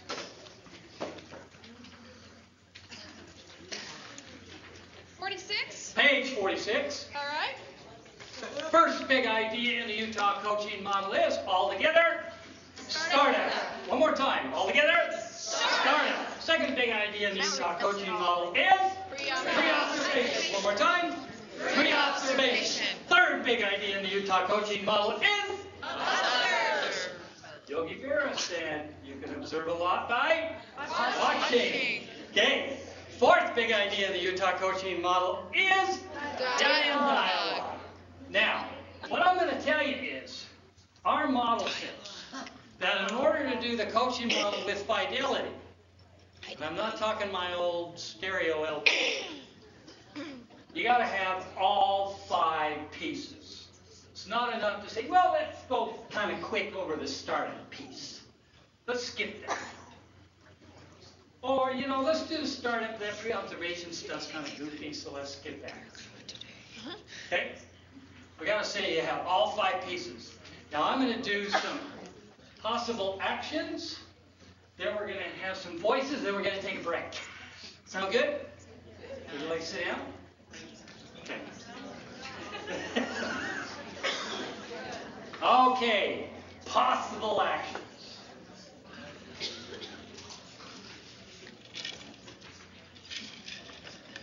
Here we are. We're kind of ready to earn. Here we go. So you've done all of these the chunks with fidelity. Now the coach has observed it's time to do something. What could you possibly do? Well, you could do some more observations, some videotaping, some modeling, professional development, additional materials, co-teaching. This is just a few big ideas. There's a book out there called 700 Ideas for Differentiating Instruction. There's a lot of things out there. And good coaches are going to have a bag of tricks. And they're going to be reaching their bag of tricks and they're going to help. By the way, who gets coached? Only new teachers? Yes or no?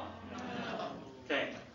I like to tell the story, and I always use her name because I honor this teacher. There's a teacher I worked with at Riverton Elementary by the name of Linda Warwood. You've heard me talk about Linda Warwood. I apologize. But Linda Warwood, I think she's in her 43rd year of teaching. She has only taught first grade. And she has only taught first grade at Riverton Elementary. And she is the first teacher to want to be coached. She is the first teacher to embrace new ideas, new methods, new practices. She's always learning. Great teacher. So, first thing you might want to do as far as teaching is videotape the teacher in action. In other words, watch the game film. How many times you say, or you do, peculiar little interesting, odd things that it's really important to see yourself in action. So, one of the things you can say is, will you like me to videotape your lesson so you can see if you're standing in front of the chalkboard the whole time, or you're only addressing the girls, or you're only talking to the boys. Second is modeling. Do you remember, and now some of you may not remember this movie, but you remember, for a while, the whole, it's, wax on, wax off. The kid is just doing wax on, wax off, wax on, wax off. No clue why he's doing wax on and wax off, right? Until the coach says, kind of does this move, and all of a sudden the guy realizes what it's all been about, because suddenly he's blocking karate moves, and suddenly he's putting it all together, and then they start doing the modeling, and then they're starting going, they're starting doing that crane thing, and they're kicking people in the face, and a lot of modeling going on, and just going, oh my gosh, yeah, you look at some of these karate guys, there's a ton of modeling going on. It's the reason I don't do that. Professional development activities. Might be a good idea for the teacher to go to a conference, an in-service activity, take a university class, read a book, get a professional journal, or go online. What we're finding over and over and over and over again as we talk to you guys about high-quality professional development is, please bring it to the classroom. It's really difficult for teachers to get professional development if they have to leave the building.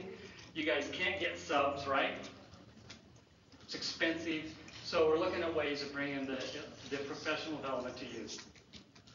More co-teaching. I love Anita Archer. I do it.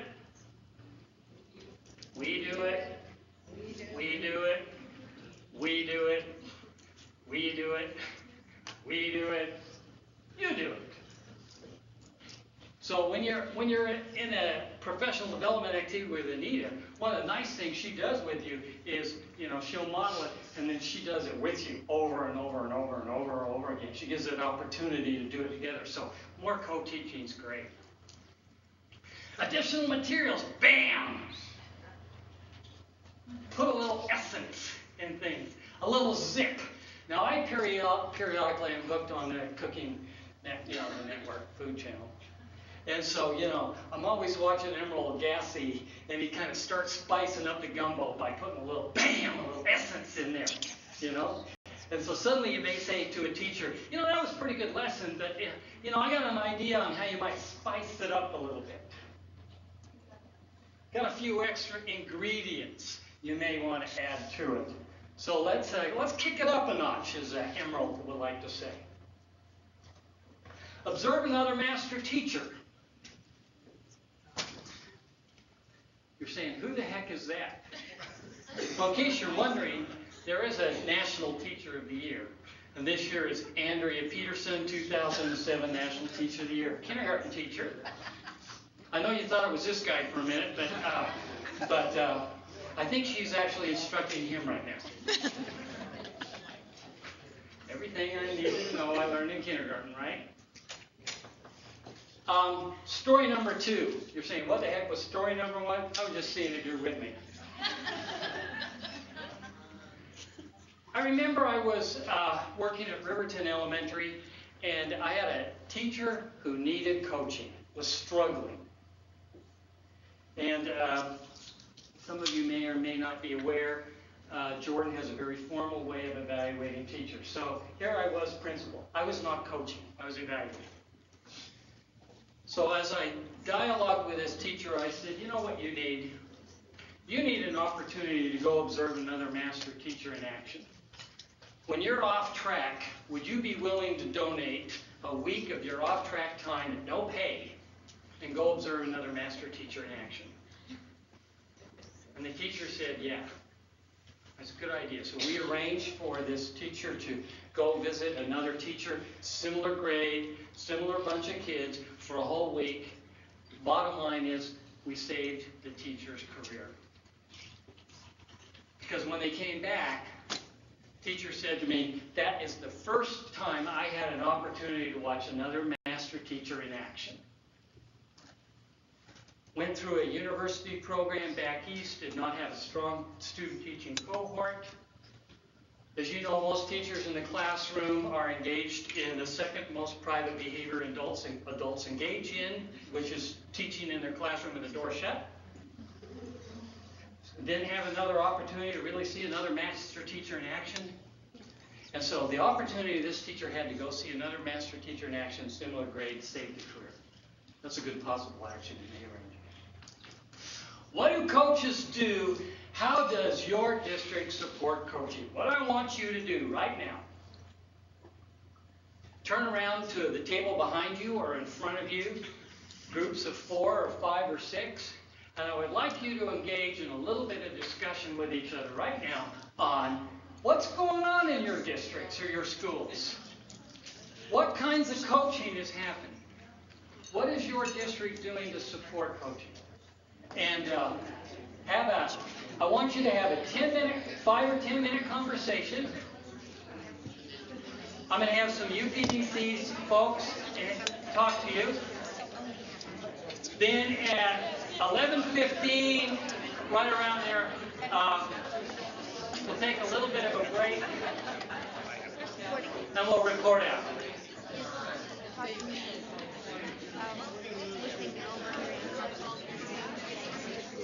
How they're doing.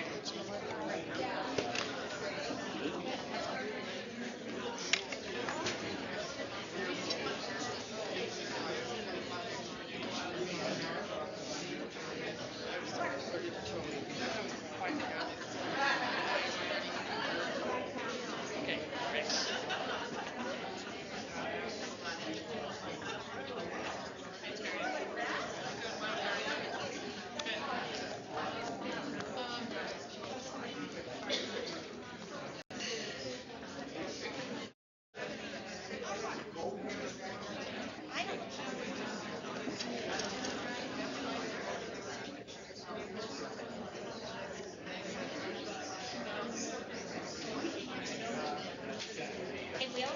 Okay. All right, I'm going to interrupt you. What we did next is, just for a few minutes, what I want to do is we ask some teachers who are coaches to respond to the 2 questions you guys have been discussing.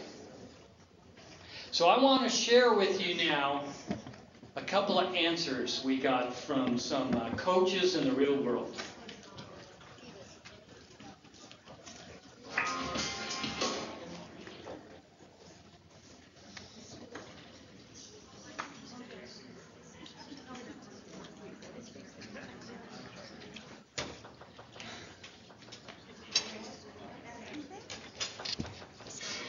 In our district, I'm going to give you a little bit of a canned answer first about what coaching is. So coaching is an in-depth, side-by-side process involving observation, data analysis, and dialogue between 2 colleagues with the purpose of moving a valued employee from where they are right now further along the teacher continuum. And I think that's an absolutely perfect description of what the coaches in our district do. They are committed individuals to helping new teachers learn and grow in their profession. And coaching in our district is mainly cognitive coaching. We have mentors that coach in our building also. We have had trainings, and we support the teachers through their classroom with their cognitive coaching, go in, observe, have a great conference, and do the coaching on all of the teachers. The other piece of coaching in Davis District is we have instructional coaching built into every aspect of staff development in mild-moderate component for reading, math, social skills, and writing. We've been doing what's often called micro-teaching, which is instructional coaching component built into professional development. And our participants will come into staff development. They'll be given incredible training with good pedagogy with direct instruction. And lots of content materials will be included. They'll be given those as well. And then a coach is assigned to work with them in their classroom with their kids throughout the school year to make sure the implementation is put in place for whatever their content is, whether it's reading, math, writing, social skills. The beauty of that is again, the fidelity piece. When I'm going to make certain that implementation is occurring in my classroom, I can't go to a training and just hear about it and then hope that it happens.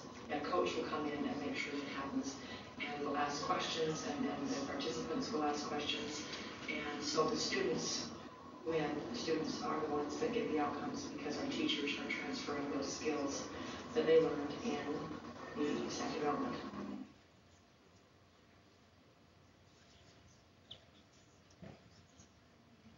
And the way that our district supports our coaches in a number of different ways. Part of their job is to be a coach. So most of our coaches teach half-time or teach part-time, and then the rest of the time that is their job, to be a coach, to be a mentor. They're encouraged to be able to participate in district training, in state training, and even out-of-state training. Many of our coaches have been to the New Teacher Center repeatedly, and I believe all of them have been through the Mentor Academy, which has provided just an incredible foundation. So I think including training for our administrators so that our administrators know what the expectations are of a coach and a mentor. Our district does a lot to be able to support the coaches. I think our district's really supported that coaching is more a community of mentors versus one mentor assigned to a person. So that mentor might act as a facilitator to help that new teacher get some academic support, behavioral support, or exactly what they need that experts can provide to that teacher. I think our district's done a great job of two things of providing support. The first thing is the financial support. I'm released full-time, and secondarily we have 4 teachers who are released half-time to provide mentoring to new teachers. Our district is a great district for supporting teachers. It is right from the top, with the superintendent clear down through to the very first teacher. We've had trainings from the San Jose model, and we send people to trainings. Administrators all of our administrators are on board. We have actually had administrators and teachers go to San Jose and other coaching seminars and conferences, and then we have a district training for our administrators, for our building mentors, and for anyone else that might help those teachers. So there's a lot of support in our district, and it's not just for our special ed people, it's for all the teachers. Well, in the past, Joanne and I have used our cooperating teachers to give them some support, help them with any type of curriculum behavior kinds of issues that they might need. And we found over the years that it just was not enough for our teachers. And so we devised a plan where we hired back people that had either retired or had resigned for a variety of reasons to come back and work for us half-time. And they're master teachers, and that is their total responsibility. And they are assigned to specific teachers and also by disability level. And then they are totally invested with these particular teachers for the full school year. Coaching in my district, Davis District, looks like lots of support to all levels of teachers. We have 2 full-time induction specialists, Gail Baker and Jolene Bell. Gail primarily works with the severe population, and Gail does the mild moderate, and both of them are phenomenal, highly skilled master teachers, and they will work one-on-one with each of our new teachers from years 1 through 3. They primarily focus on year 1. They do a really comprehensive induction training throughout the whole year, and they meet with all the ATP people immediately and early in the year and spend at least a half a day within the first week or so to get their classes set up. They also will be working with them throughout the whole year in the ATP program. The good thing about that is having just Gail and Jolene focus on the observation component of ATP, there's a really good fidelity of what they're looking for. So that's been huge. And probably Jolene Bell tells me she has the greatest job in the whole district because every time she shows up, the teachers are so grateful for her incredible support. So the induction specialists have been phenomenal, and those are 2 full-time positions for our commitment to the teachers. Okay, we're going to take a 10-minute break. Then when we come back, we're going to hear from a couple of spotlight groups. We're going to hear from UBI coaches, and we're going to hear from Millard School District. And so if you could be back here at 11, according to my watch, was the official watch here, 11:25. And then we'll hear these 2 spotlights. And believe it or not, I think we're going to get out of here on time today. So I'll see you back in 10 minutes.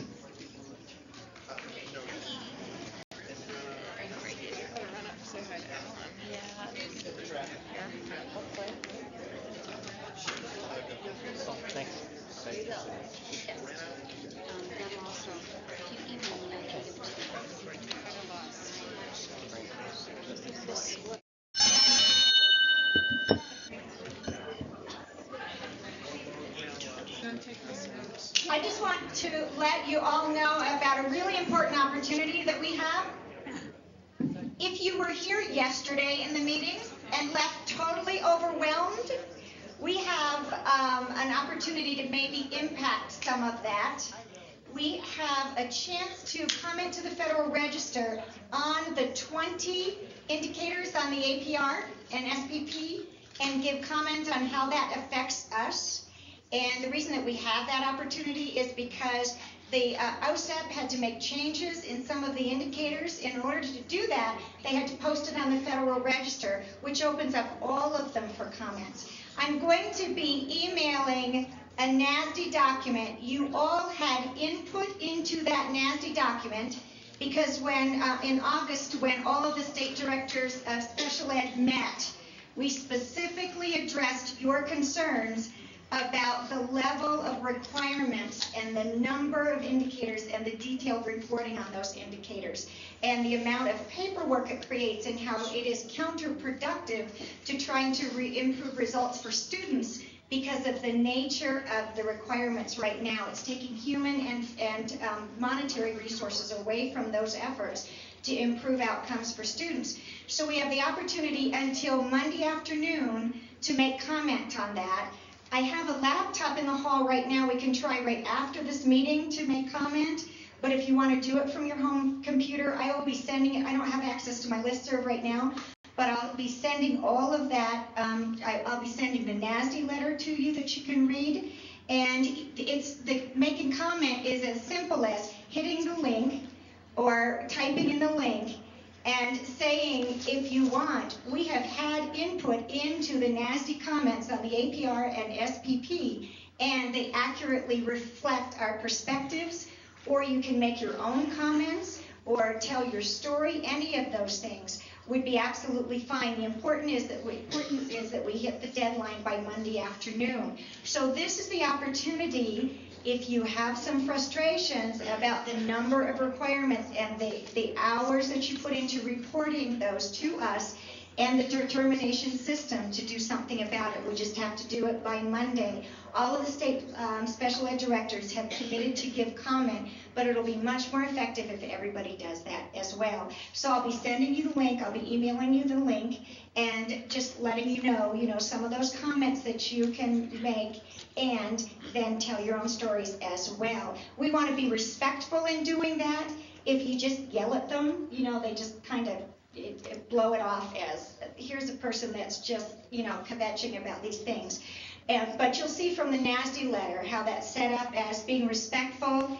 We really understand and are concerned about making sure that we have positive outcomes and increase the outcomes and abilities of students with disabilities. And here is how all of these indicators are affecting our ability to do that, with a focus on compliance as well as the outcomes for students, and tell your story on that. Even if you want to just make it one line long, they're going to count the number of comments. And what we heard from OSEP on a conference call yesterday that I couldn't attend because I was here, is they've had very few comments. And I think the reason is people have been waiting for the NASD letter to come out because it really represents all of our perspectives and opinions. It's out, and I'll email it to you, so now's the time. If you can do that over the weekend or sometime during the day, Monday morning, we can actually have an impact on this. Thank you.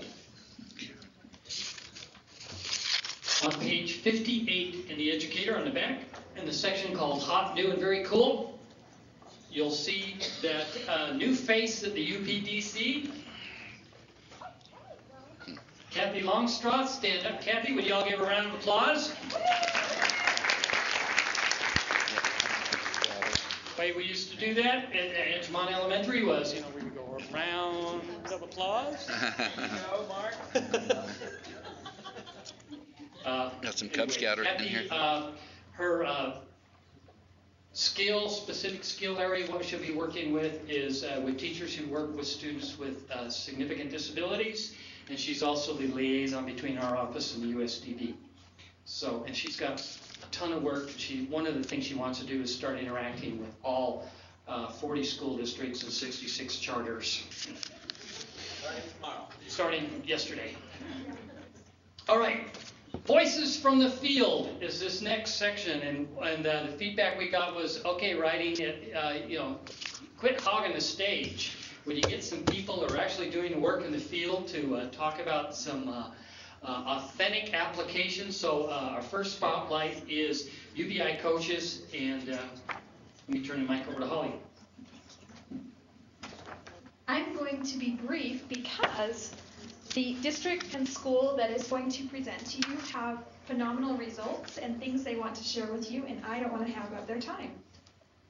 We wanted to show an example of coaching that's been happening. We've been coaching this is our third year we're entering as a UBI project. I want you to know that the example you're going to see from Wasatch County School District could be an example from any of the 13 participating districts. They all follow the same systematic model to support coaching in their district. The results of coaching with implementing coaching into the UBI project have increased the fidelity of implementation in our schools. So prior to having a district level coach and a district level team, which we see as important supports to coaching, the average school the schools that participated in the UBI project had an average of 70% on fidelity indicators. It's good. It's better than nothing. And if you look at the blue chart over there, it's better than a lot of other professional development practices that could happen. But it wasn't enough for us because we felt like as a state UBI team, we could do better than that. I want to say that I'm talking, but I'm only one of many on the state UBI team. So if you are on the state UBI team, will you raise your hand so these folks know who you are? Okay, there's a lot of us. There's a lot of us on the team. Okay, so there's people from the UPDC, the USOE, the State Improvement Grant, and from each of the individual districts that have made the decision to do coaching. One of the other results that we saw, and that should say 0506, I have a little typo there because those 7 CRT scores are not readily available for all of our schools and all of our districts. But a thing that we saw after coaching was implemented in the districts with UBI, we saw that the UBI schools were scoring higher on their CRTs. I can talk to you more about the methodology used to get that, and I can say that it's probably not publishable study. It's action research that happened in the field, but our schools saw a higher percentage of kids getting 3s and 4s on their language and math CRTs after we implemented coaching. The other thing that was really great, because we really see academics and behavior being closely tied together, was that schools have consistently seen a decrease in office disciplinary referrals and safe school violations in their UBI sites. We do have that data from last year because our schools are very accurate and they're very consistent at getting that data in. I have to tell you that that accuracy and consistency comes from having district coaches and having a district level team to support that. Finally, and this is something that I as a staff developer really value, is I am seeing school-based teams that are getting more savvy at using data, collecting data, and changing what they're doing based upon their data. The school that you're going to hear from today, J.R. Smith Elementary, they are experts with their data. They look at their data and they target what they're going to do. They can say, oh, it looks like we're having a problem in the lunchroom, and it's primarily with our older kids. And then they can, as a school, rally up the troops and make some changes in the things they're doing to impact kids. So the coaching sequence that we're going to discuss fits perfectly into the Utah coaching model that you learned about today. And I wanted to show you that structure because one thing that's really important, and I know Mark said this earlier, coaching ain't easy. And it isn't cheap, and it isn't really a quick fix. It's something that requires commitment, consistency, funding, and time. I heard that sigh. So the coaching model that we have followed to support that system, we have a UBI state team, which you saw the participants who help make decisions on that team and provide support to districts and schools. We have district teams at each of the 13 districts. Jane Golightly will share a little bit about the district team at Wasatch County School District. The crucial part and the most important piece of the puzzle, we have district level coaches. Some district level coaches are here today from their respective districts. Alan Whitmore will be sharing with you what his role as a district coach looks like. Finally, we really are all about kids. So from the district coach, there's support to school community teams, which include building administrators, a building coordinator that serves as an on-site coach, and the team of experts in the school, people who are on the ground working. Those 4 words, those 4 big ideas, every level of this sequence, those are the 4 things that the group is working on. Training, technical assistance, logistics, how are we going to make this happen given our limited funding, our limited time, and the more things that are being placed on our plate. And finally, public relations. UBI also has an advisory council, as I shared with the group yesterday, which includes people from state, people from local school districts, people from our institutes of higher education, and additionally, people from local community groups. I'm now going to turn the time over to the true experts, Wasatch County School District.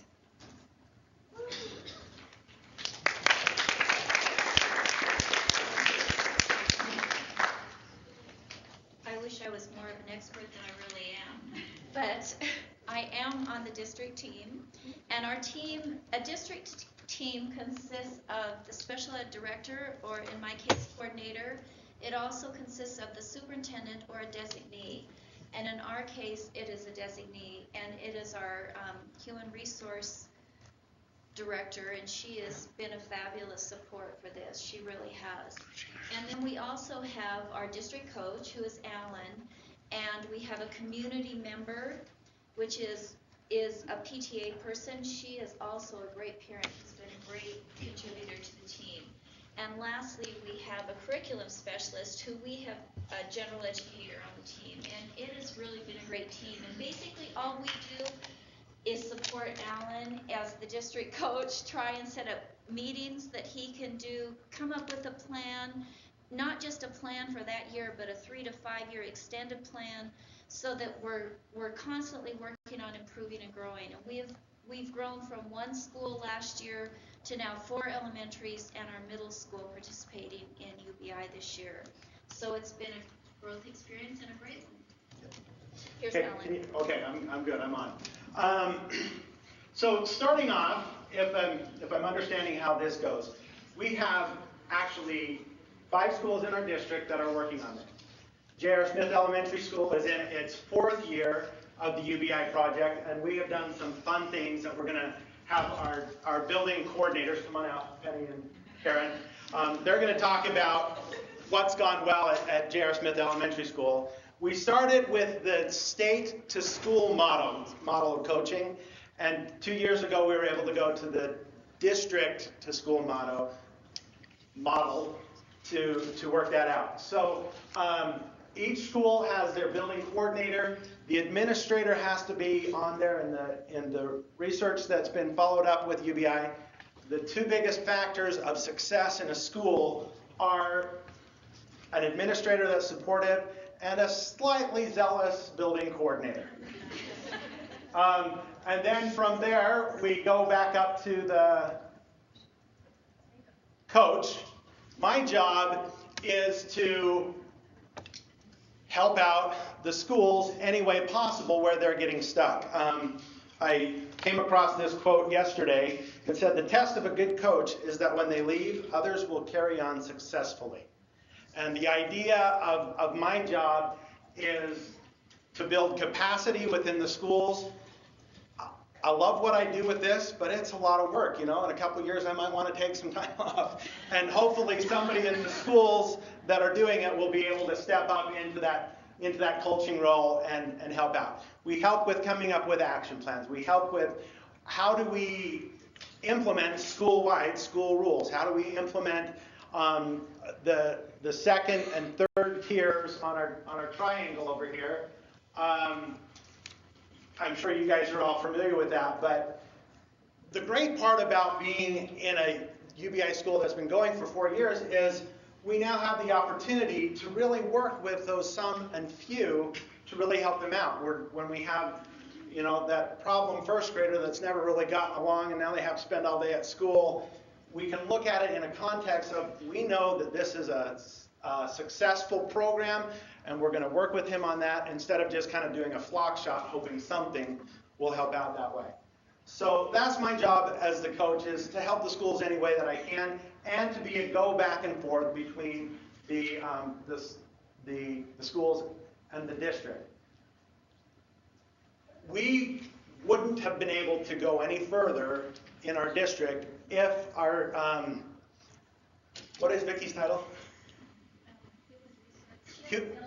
She has 1 million titles, but basically she's the one that went and got the money for the coaching to make this happen. Otherwise, it wouldn't be worth it to go on. We would have great starts but no finishes.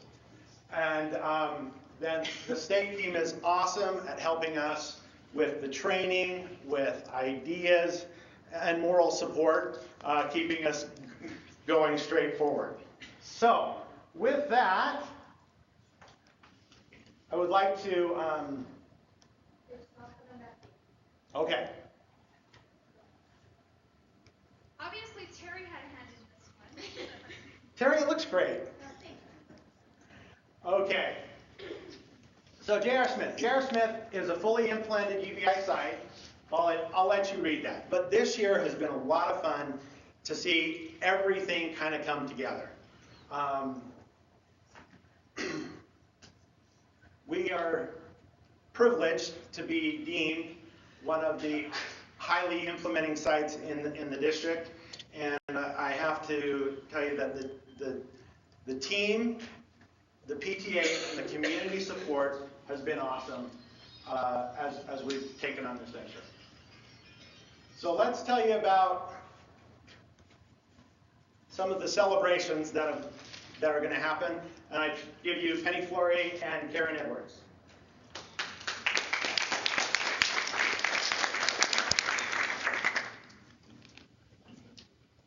Our slightly overzealous former building coordinators.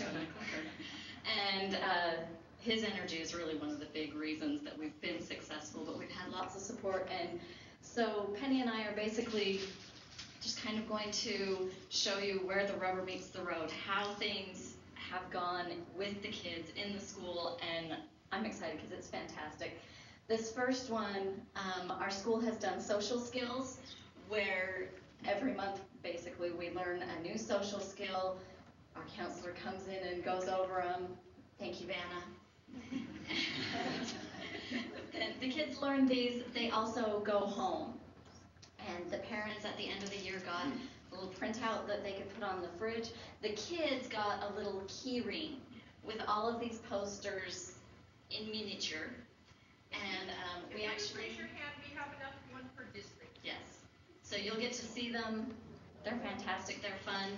And I was actually with 2 other moms a couple of weeks ago, and it was great because the one mom was telling the other about how she could point to the fridge at this reporting versus tattling poster and tell her 9-year-old not to tattle on her 5-year-old. It was great, and I just sat there going, yay, that's UBI. The second one is the way in which our social skills are taught. We teach, Mr. Whitmore goes into the classroom and presents the first dose to the whole school. And then yesterday I was privileged to walk in. I'm the technology person in our school, so I'm going around from room to room. And he was teaching the social skills in the special ed room. And it was really nice to see the individual, more controlled, more one-on-one instruction of the social skills. And so that was nice to be able to see that in action at the second dose. It's a lot of fun to do that. Those, as you guys know, those special ed kids are the ones that probably can't listen or aren't listening or need that second dose. And when they get that second dose in a comfortable special ed room that they're used to being in for a half hour or so a day, then we get to follow up, and they get to be the ones that shine, and they're the ones that are excited about it. And it's just been, quite honestly, the most professionally rewarding thing I've ever done. All right, the next one I get excited about because I teach 4th grade, and UBI's made my job easier. The office discipline referrals have gone way down for the 4th and 5th graders, and I think it's because this isn't just some trend in education that comes and goes, because we've had the support with UBI and we've been able to direct it.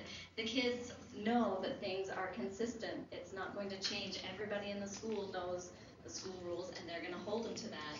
And so they are able to resolve their own problems, and they know what behaviors are expected. And along with that, the whole school knows the expectations, not just the teachers, but our support staff also. Mr. Whitmore has been really good to have special trainings after the support staff come in. Usually they come in after school has started, and so they're not there for the faculty meetings and things like that. And so he holds a special meeting with them to teach them what all of the teachers were taught and what we are expecting of the students, so that everybody's on the same track. Okay, and this is an example of what we decided last year. An area we needed to work on was attendance. To make AYP, our school was just about on the borderline, and so we decided that we would focus on that because we saw our numbers weren't quite where we wanted them. And so we just had a contest to see which class could have the highest percentage of kids in their seat on time. And so as a school, we defined exactly what a tardy was, and the only prize that the kids got was the next day over the announcements. The percentage of the classes were read. You know, 1st grade had 92%, 2nd grade had 94%, and the kids loved being the highest. And I know the kids in my class would all sit and scream at each other, sit down, but it was fun. And we saw huge improvements with that, and it was nice that we could just look at the numbers and watch them go up. And the tardies, when we focused on the tardies, we also saw an increase in attendance. The next one, to get faculty buy-in, we need to let them know that they're appreciated, so that if we have something that's a little bit difficult, they're willing to try it at least because they know they're appreciated. And so we have monthly staff reinforcements, and usually it's some kind of food item. And our thing on our celebration is don't underestimate the power of chocolate, because everyone in our school loves chocolate. So we put the candy bar up here to symbolize that. We have caramel chocolate. Carnival, yeah. And we decided chocolate was our most legal, addictive substance. Yeah, chocolate was our favorite, most legal addictive substance. So, and the staff has bought into that. We've asked them to do certain things, change a few things, and because they know they're appreciated, they have bought into that and tried the things that we're suggesting or that we've come up with. Our Navajo Taco Day was also a fabulous day. And I'm sorry, all the chocolate on that poster's been eaten. Okay. Yeah. Okay, and another thing that we have worked hard at with the support of the state, UBI, people telling us how to do things, is placing the rules and expectations. And it's so nice to go down the hall, and if your class isn't following the rules, you point to the poster that is on the wall right where you are in the hallway and say, okay, remember the procedures? And that's been a huge help.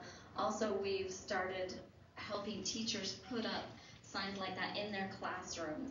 And it's something I've done for a while, and it's fabulous. If the kids are lining up, you stand at the door, and all I have to do is reach up and grab my lining up procedures folded up, and magic happens. And so that's one thing that we're trying to take it into all the other classrooms, and it's just easy and it works. And at this point, it's non-threatening to the teachers to have something come into their classroom, because UBI has been gradually building for the past few years. And in case you haven't noticed, we've tried to keep all of this upbeat. Mr. Whitmore has been a champion of being positive, and so our last one isn't up there. Okay, never mind. Yeah, that's right, there's only 2. Okay, anyway, we've tried to make sure that when the students aren't following the procedures or the hallway expectations or playground expectations, that we're positive in our correction of that. And just try to keep J.R. Smith a positive place to be and an exciting place for the kids to learn and grow and be safe, kind, and responsible. Thank you. Maybe one clarification I should give is I am the district coach, but I am a school counselor. That is my position, and I work at 2 different schools. So, but my coaching duties are happening. They freed me up to be able to do that as well. Just one thing really fast, because I know Alan's way too humble to do this. I've had several questions about the posters and things up here. Speak with him afterwards, and he can help you get those.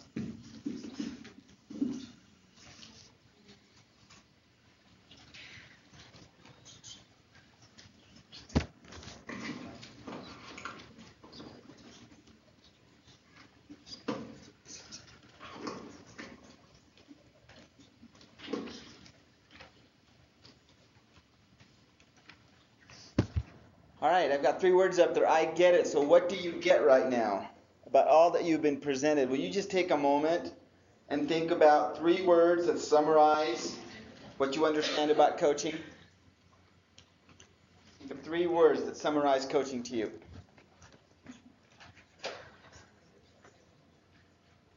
Just 3.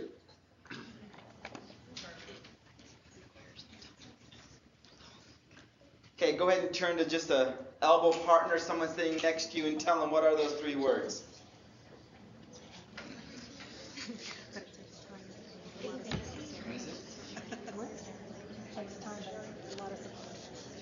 I was thinking instructional. It just builds instructional capacity for kids, teachers. I mean, all of a sudden things are happening in the classroom that are so. What's that? But it's all positive. It's all perfection. We want chocolate. There are their 3 words, UBI. Good job. Thanks. Let's have some ideas. What are 3 words you came up with? Jenny, what did you come up with? Want all 3? Sure. Okay, I said works, that it works. It takes time and support. Okay, who else? 3 words. Yes, Amber. Necessary. It is necessary. Very good. What else? Side by side. Side by side. Any others? Okay, here's, yes. Oh. It's ongoing. It's ongoing.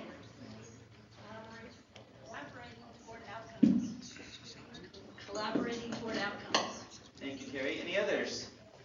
Scaffolding. Scaffolding, okay. Here's what I came up with.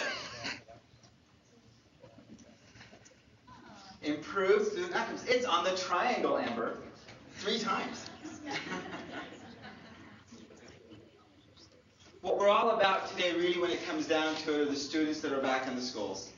And that's why we've taken the time to bring some authentic experiences about coaching to you today. Just remember those faces.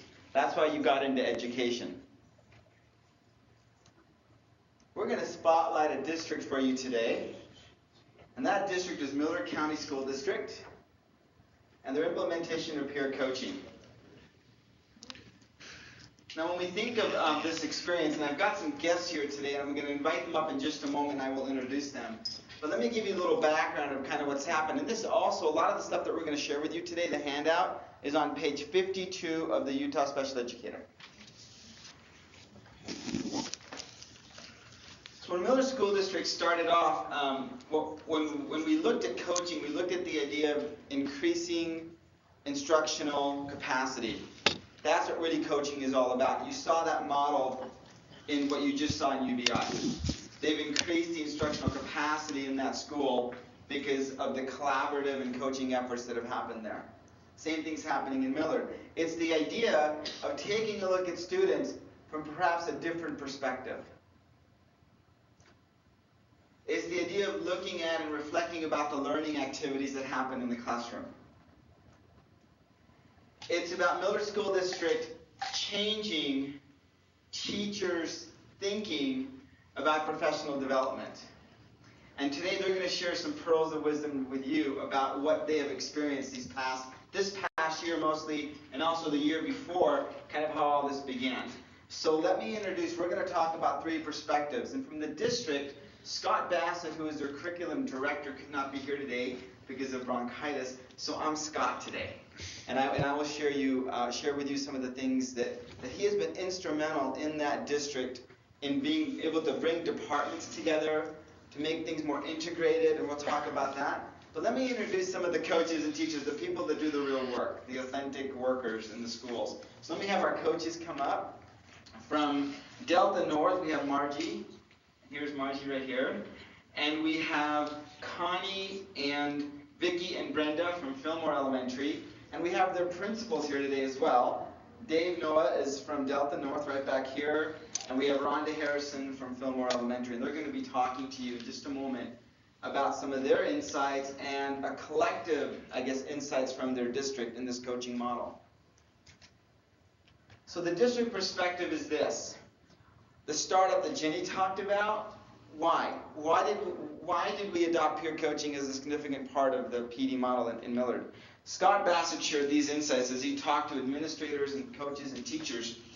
He said that first and foremost, as a district, we looked at what was happening, and we had a population of students that we were concerned about. And we could either be very passive or be very planful about making sure their instructional need, right? The triangle on the back of your special educator, matching that instructional need to the student. And so they looked at students that are English language learners. They looked at their students with special needs. They looked at students in poverty in Millard. And they decided we need to do something proactive. And so they brought about the idea in the district to have an ESL endorsement for every educator in the district. Well, that's great, but then as they looked at the research, as they came to some of the things that we offer at the UPDC, and as we had some conversations with them, they felt like they needed something that, as Dan talked about earlier, that would actually be a significant in the everyday routine that a teacher does, the teaching in the classroom, that would really impact that particular time of the teacher, the time the teacher spends in the classroom. And so that's how it came about. So they put together a coaching plan. And that coaching plan included norms and procedures to provide supports and resources and time, that's a big one, time, and materials. On side 2, or I actually, you know what, I do have a handout for them. Can you ladies help me right here? It's this one right here. Yes, thank you. This handout, we didn't have this portion, thank you. Jenny, remember. This particular handout we didn't have as a part of your article, and it is actually the norming, not the norming, but the standards the district came up with as a district that is the foundation of their coaching. The norms that they agreed upon that they would follow in the coaching experience, whether it's teachers working with teachers, or teachers teaching teachers, as Dan talked about, or administrators working and teaching administrators. And this is on side 2 of this handout. They called it the 10 Commandments of coaching in their district. In addition, Scott wanted me to mention that the part that makes this all work for them is the idea that all the departments were able to come together. How many of you played the whack-a-mole game like at Lagoon, or a fun game, right? Well, sometimes professional development tends to be that way. We have various things that we focus on from year to year. Coaching is that systems piece that Holly talked about earlier, where Holly and Amber talked. The idea being that when you have that coaching as the foundation, your professional development may change from year to year, but the way you go about it and the impact you have on kids ought to be consistent. And that's the approach that Miller has taken. So that's my time. That was Scott. Now here we go. Let's talk about one more thing. Here are the results. After year one of implementing coaching, they've had over 100 peer coaching sessions in the district. And Mr. Noah and Ms. Harrison will talk a little bit more about the walkthroughs that administrators do that tie into that model. In addition, just put a couple of these out of each section. The district also adopted their professional teacher standards. They embedded the sheltered instruction observation protocol. That's a lot of the training that Michael Herbert and I do out of the UPDC. They looked at instructional strategies and they've embedded them in actually their professional standards. And so we're passing out just a few to kind of circulate around. These are examples, and Scott says you're welcome to get a hold of me or contact him, and we will get you that information. But you can see some of their data. They actually went with a staff developer model, so teachers teaching teachers, and these were also their first coaches. Okay, coaches, we're going to put you up. Here we go. So, first of all, we're going to have Connie talk about the characteristics of a good coach. And there's a microphone here. Sherry, what happened to our? Okay, thank you.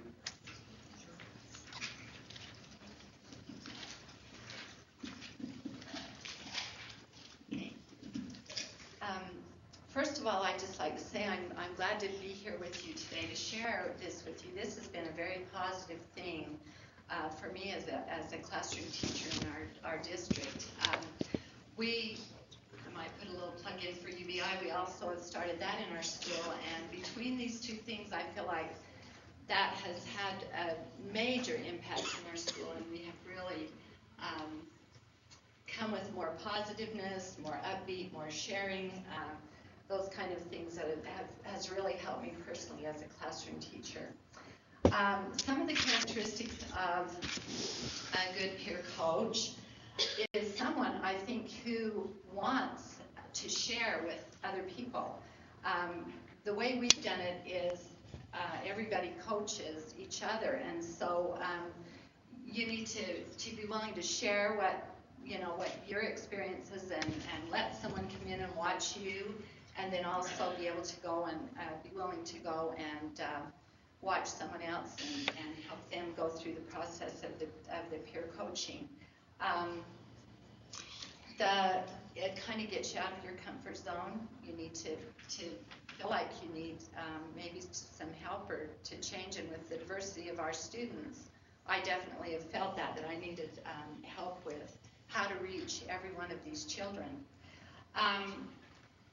The main thing about the peer coaching is that the coach has to understand that they are not a teacher of teachers, but they're there to help facilitate and mostly to help with reflection and help the teacher to kind of reflect and come to their own conclusions about some things that they need to do. But I found in my own experience as I watched other people teaching, even though the information that I was taking down for what we were looking for in that session, I was able to glean so much from that person just on little things that they do that has helped me in my teaching.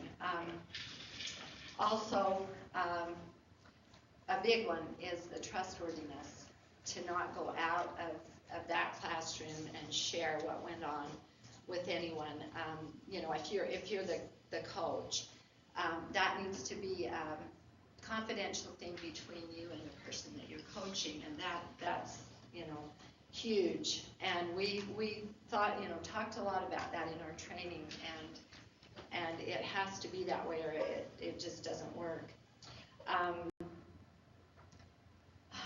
Let's see, one major thing is a good listener. You have to listen.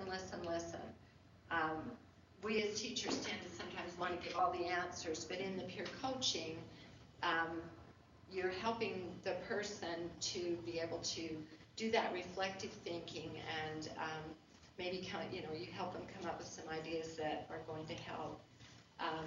In the one experience that one of the experiences that I had when Vicki came into my classroom, and we had gone through the pre-conference, which is, you can't leave any of these steps out, and so you have a focus that you're focusing on it. And as I taught that lesson, when the lesson was over, it was like this big aha. I knew what I needed to change or what needed to be different before we even met for the post-conference. So it kind of just gives you as a teacher a way to focus in on something that you need to improve on, a way to reach all the kids, whatever it is that you're looking for, and it's right there in your mind, and be able to share that with someone and give you that time and that, just the time to reflect on that. And I think that's probably the biggest thing that has helped me with that. Thank you. Now we're going to have Margie talk about the characteristics of a teacher ready to be coached. Well, they hear things in the faculty lounge. They know they want to be involved. They hear or feel a sense of need in their own classroom, whether it be test scores at the end of the year, whatever it is, there may be a need for improvement, and they've already had the groundwork of what is coaching. They have an understanding through district or school training, so now they're ready to get into it, to jump in. This is an example that happened this year. Our school began with a first grade teacher and myself, a fourth grade teacher, as our staff developers. And so we began peer coaching each other. And the first grade teacher said, I hear you do literature circles. I think I'd really like to see how they're done and how the students take their jobs and what they do with it. So that was her come to my room, and we did the class literature circle groups. And so she gleaned from those things that she could go back into her first grade class. And it also, she gave data to me, which I had asked for in the pre-conference, that helped me refine and improve that whole process of literature circles in the class. So it was kind of a dual, improvement and sharing of ideas, no judging, reflecting, and I could see a little clearer having another professional, trusted colleague in the classroom that, there are some things I can tweak and make improvements on, and I appreciated her data that she took while we were doing that. Since then, it's just kind of like a mushroom growing in the school. Another colleague who teaches fourth grade said, I'd really like to, and so we started doing, it's the collaboration, it's the willingness to share and to be observed, not for evaluation purposes, like we said, but for, your kids are doing really well in your math. Can I see how you're doing this concept, or observing for both beneficial gain? And like I said, they're willing to be coached. It's a voluntary thing. They want to kind of improve something that they're working on professionally in their classroom. So it's been very positive, and I see it growing. Thank you, Marty. Vicki's going to talk to us about benefits, and then Brenda's going to talk to us about challenges. At first in our district, people were scared because, I don't want somebody coming in and watching me. And so I had to be they had to volunteer to be a peer coach. But if you're the one being coached, then I had to relook at myself and think, when I'm teaching this lesson, I looked at my objective a little clearer. And am I teaching what I wanted to be teaching this lesson? Am I bird walking? And, I have too much fluff in them. So it made me concentrate more on my teaching and make sure that I was headed in the right direction I wanted to be. When I went into other rooms to peer coach, they wanted me to look for specific things in the pre-conference to watch for, but I also learned things. Like we've said, I gleaned things that are going to help me in mine. It might have been the same subject, it might have been a different subject. I went into first grade, and I teach third, and I'm watching them introduce 6 traits, one of the traits to their little first graders, and it really opened my eyes up what they can understand, because I've never taught first grade, and to help me back to do with my 6 traits, how I can build on that, even though I have my own manual, but I could see where we were coming from. It's positive, not threatening. We're not being evaluated. It's only between myself and the one we're peer coaching with. It doesn't get shared with the principal. It doesn't get shared in the faculty room, the good or the bad. If somebody wants to share something, it has to come from the person, from me, the teacher, the one being coached. And I want to share an experience that I had. I do Words Their Way with the whole third grade does. And I've gone into other classrooms to watch them do their to peer coach with them. I've had people come to me and say, can I peer coach with you and watch the Words Their Way? In my pre-conference, I thought I was doing pretty good, but in the pre-conference I said, you know what? I have this particular student who cannot sort their words. They are a mess. Their little word papers, exemplars are all over. He doesn't know where they are ever. They're everywhere. And so the person who peer coached me, which happened to be Connie, she said, let's try this. And it was around Christmas. She said, why don't you, it's just an idea, why don't you get orange stick boxes. Those little words fit right in them. And so I collected some overnight, and so when she came in to peer coach, that was in the pre-comments, when she came in, I used them, and I said, hey, you know what? I have these boxes right here, and if any of you just can't keep your things in lines, I didn't pick him out or anything, you just can't keep yours in your sorting in lines, you should use these boxes, just come up and get some.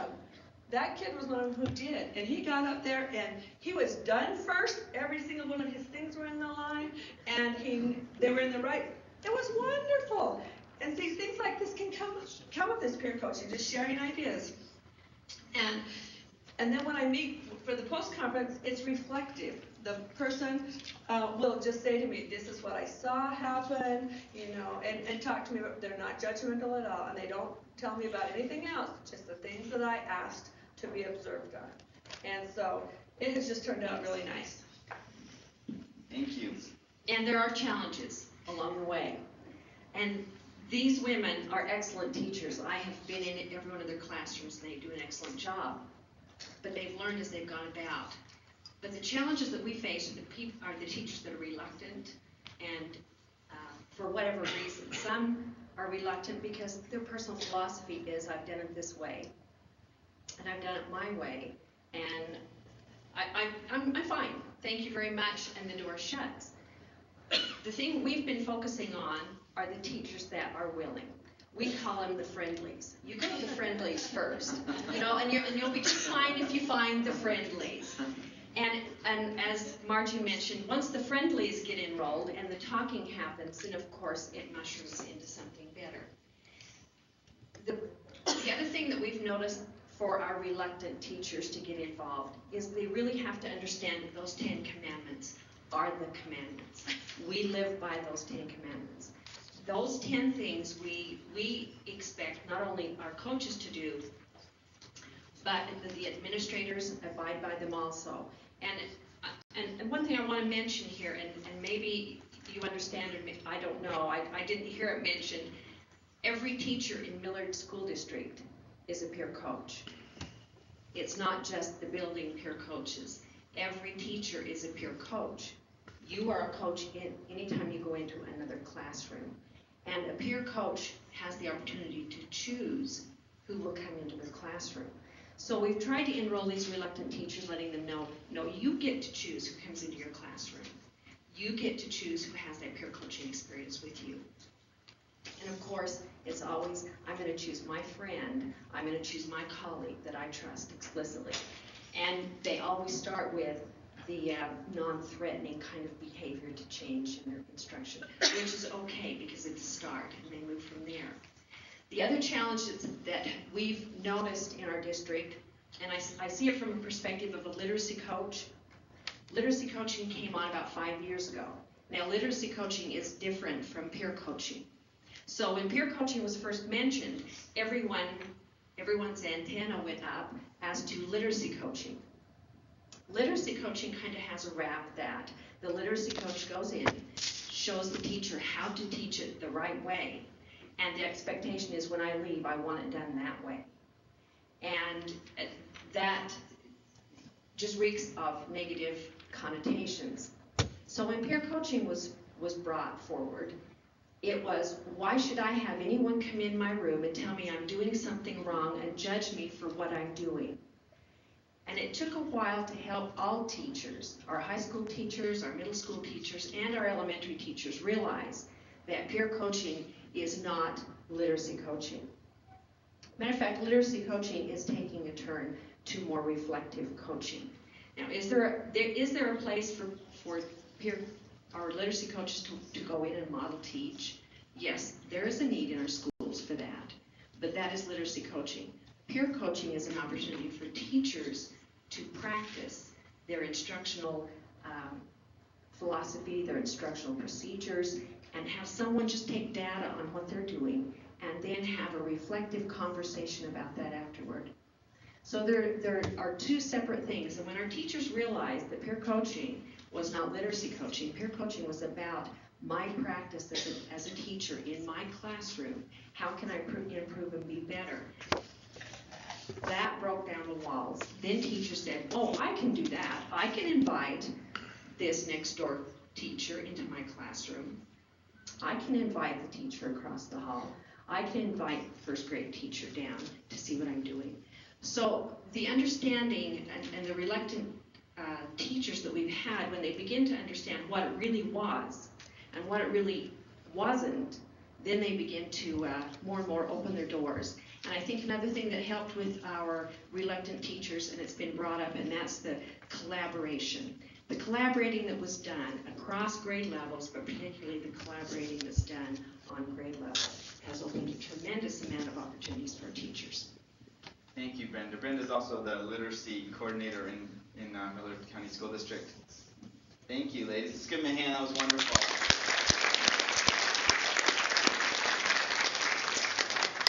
I hope you recognize that they weren't talking about any specific programs. They mentioned Words Their Way. They mentioned 6 trades. They mentioned literacy. There's a lot of things happening in Miller, but coaching is not content or program specific. It is a foundation to help teachers be more reflective and be more intentional about improving their practice. This is Dave Noah, and he's from Delta North Elementary, and he will be talking to us about the third perspective, which is the school perspective. So there you go, Dave, and characteristics of a school ready for coaching. Okay, I'm going to keep you on. My background is I've been a high school principal, I've been an alternative school principal, and the elementary school principal for the second time. This peer coaching has not, it's been around for a long time. I did it when I started teaching over 30 years ago, and I think I'm glad that it's happening. When I was at the high school, I called some of my teachers together. I wanted to know why are some of our students, or the students that were getting D's and F's, I wanted to know who they were. And then I got with the teachers, and I asked them, I said, why are they getting D's and F's? And inevitably they couldn't, a lot of them couldn't read.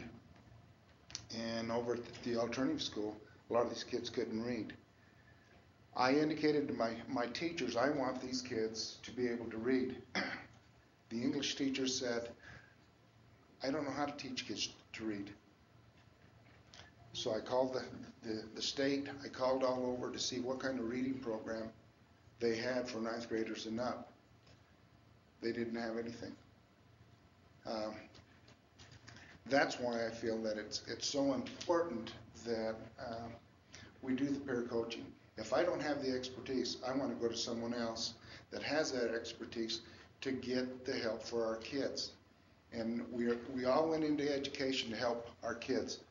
I'm a grandparent, and of course I'm a parent. I want the best educators for my kids. And when I say my kids, not only my kids, my students in my schools. And I'm talking Millard School District. I'm not talking about Delta North just because I'm the principal at Delta North, or I was the principal at Delta High School. I want all our kids to learn. But in order to be ready,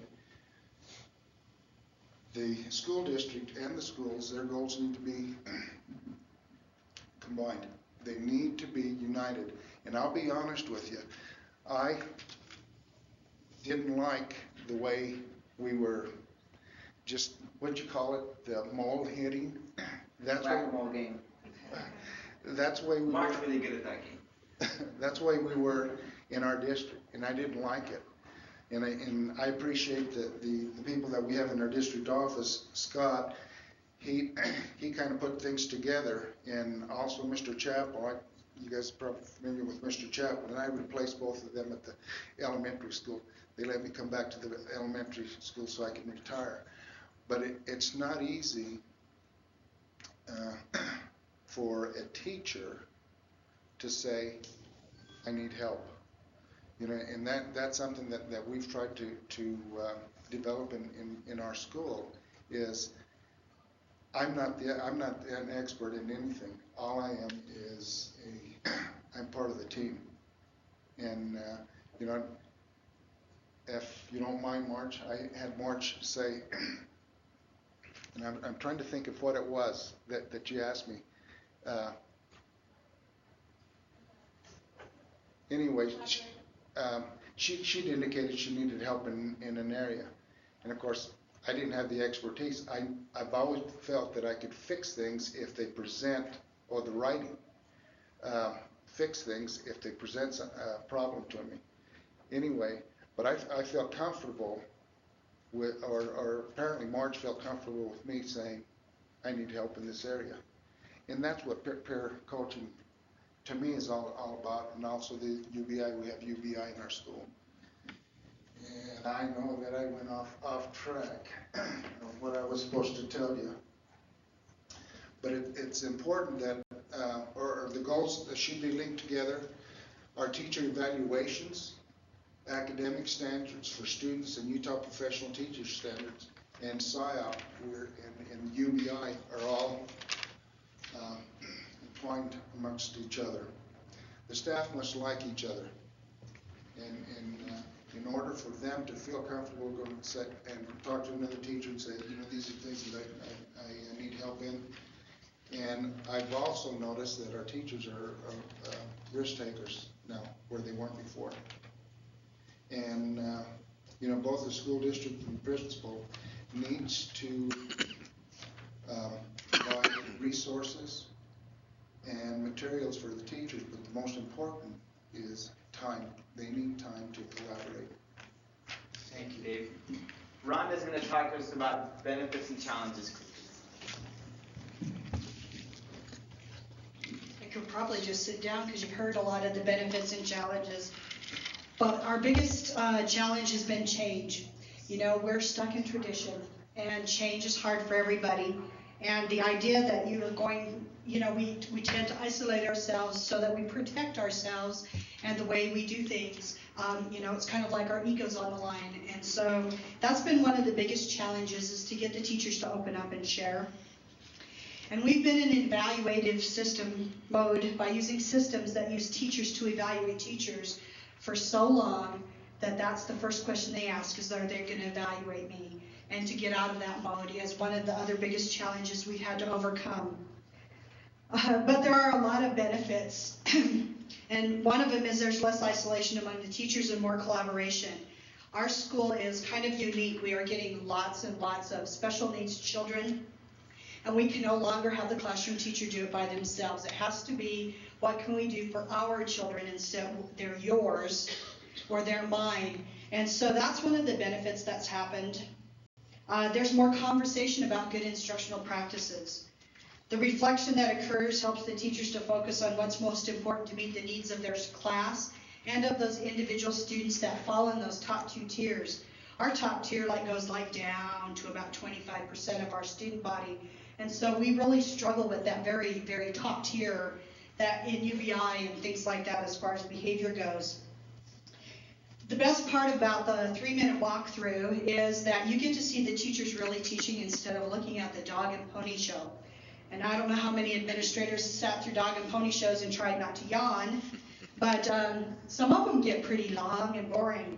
And it's really fun and exciting to see the students interact and the teachers actively teaching and interacting with those students. So you get to really see what's happening in the classroom. And best of all, there has been a more positive feeling among staff members as UBI was our springboard to peer coaching. It took us a long time to get over the teachers versus the classified staff attitude. Okay? No, you're just one of them. No, now we're all one of us. From the principal down to our custodian, down to our lunchrooms, we've made a concerted effort to make sure that we all use the same vocabulary, we all have the same goals, and we all teach children. And that's been really nice, and that's helped us make our schools just a little bit more successful, is that more positive feeling within the school. Thank you. Let's give him a hand. Thank you.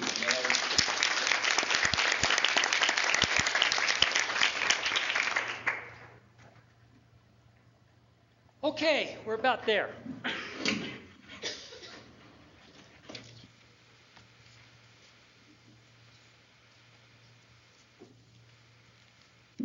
You guys have been very reverent.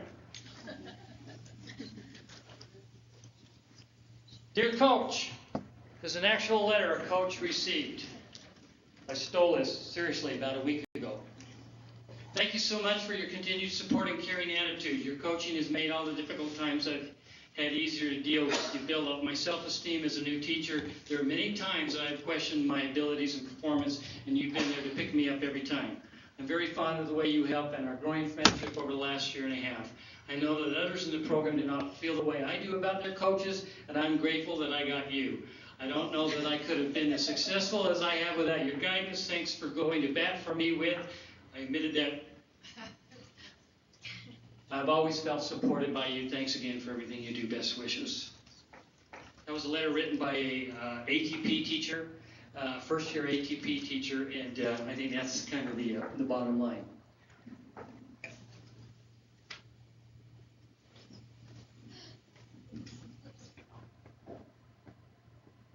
Summarizing. Coaching is not a quick fix. It's going to be ongoing, take a lot of work, a lot of effort. It's for all educators, not new teachers, not necessarily only veterans, but all teachers can benefit from coaching. Requires a significant investment of time and resources. Must focus on fidelity of implementation and benefits educators, coaches, and students. Any of the PowerPoints you saw today, slides, we will make available to you. Contact us. We'll be sure you get that information. Thanks for your attention today. I realize it's been a long day, but we had to do a 3-day training in 3 hours. We will see you on November 9th at the Best Western Garden Inn. Lynn Fuchs will be here from Vanderbilt University talking about RTI and math. And enjoy your lunch. We didn't provide you a lunch for you today because we thought you'd want to go anywhere in the Park City you can. And so we'll see you on the 9th. Thanks, everybody.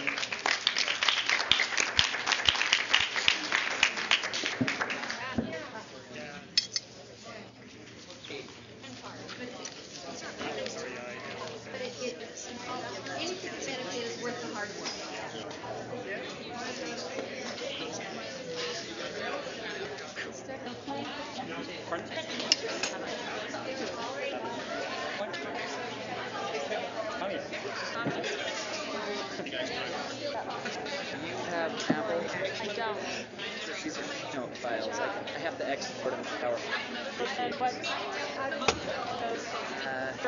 That's important.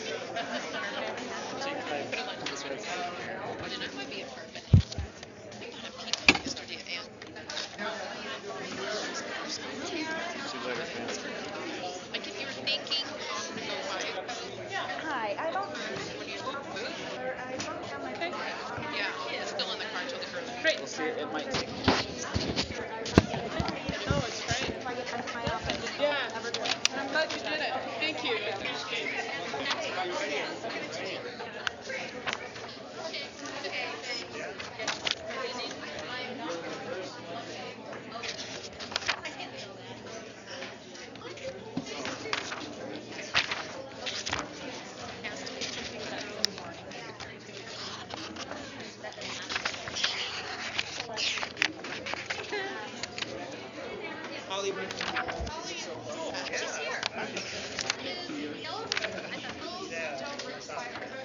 Really good. That's good. Yeah. That's just one small investor. So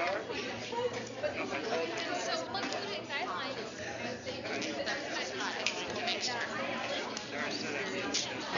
So why are you it's just so I think it is.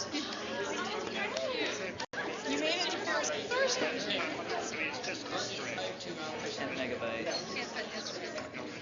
How was it? Now this won't have the video clip inside it. Is that alright? Or the video clip's right. Harry had to leave early, so. That's it. I really want to fix this therapy. Okay. Are you just going to or no, Sherry? Can you do it? Yeah, she can do it for you. Or I can give it. All right. I think Likewise. That's the only clip I needed.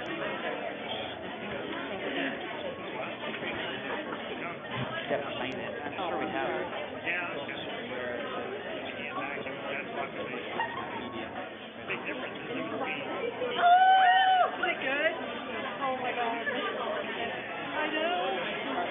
I can't remember half of it. I don't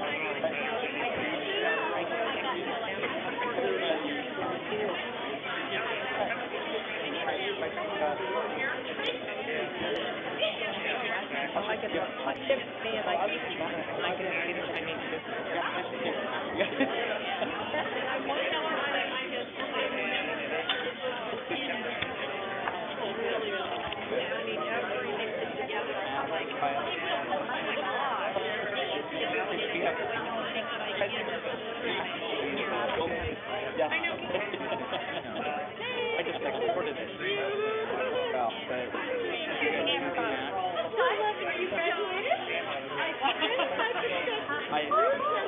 here's the roll. Now, last year, never got on it. Extra level. They're fully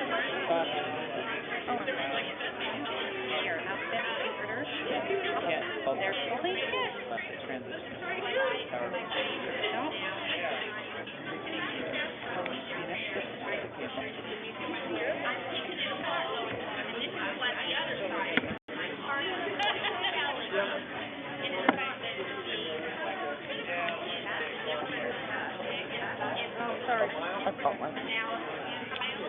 Yeah, it's like a bird.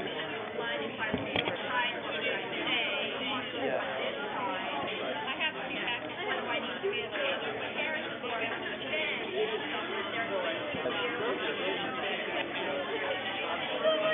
Catch you off the projector, Tom? Sure.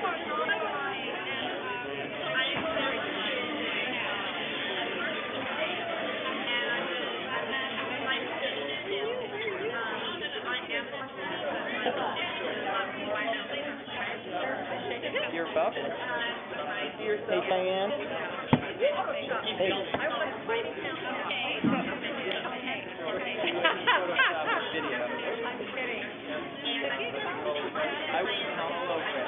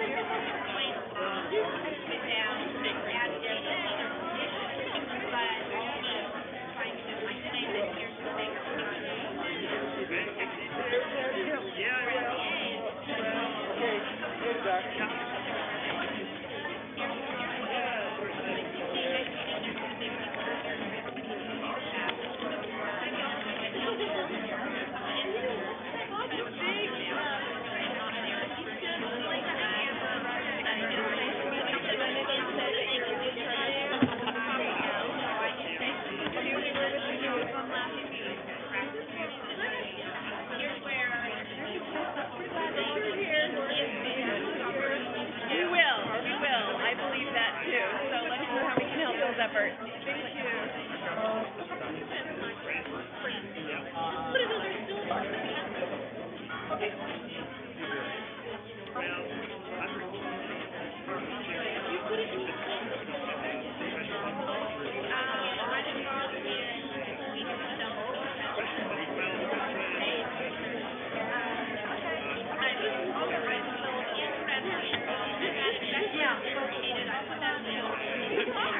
Thank you. Yeah.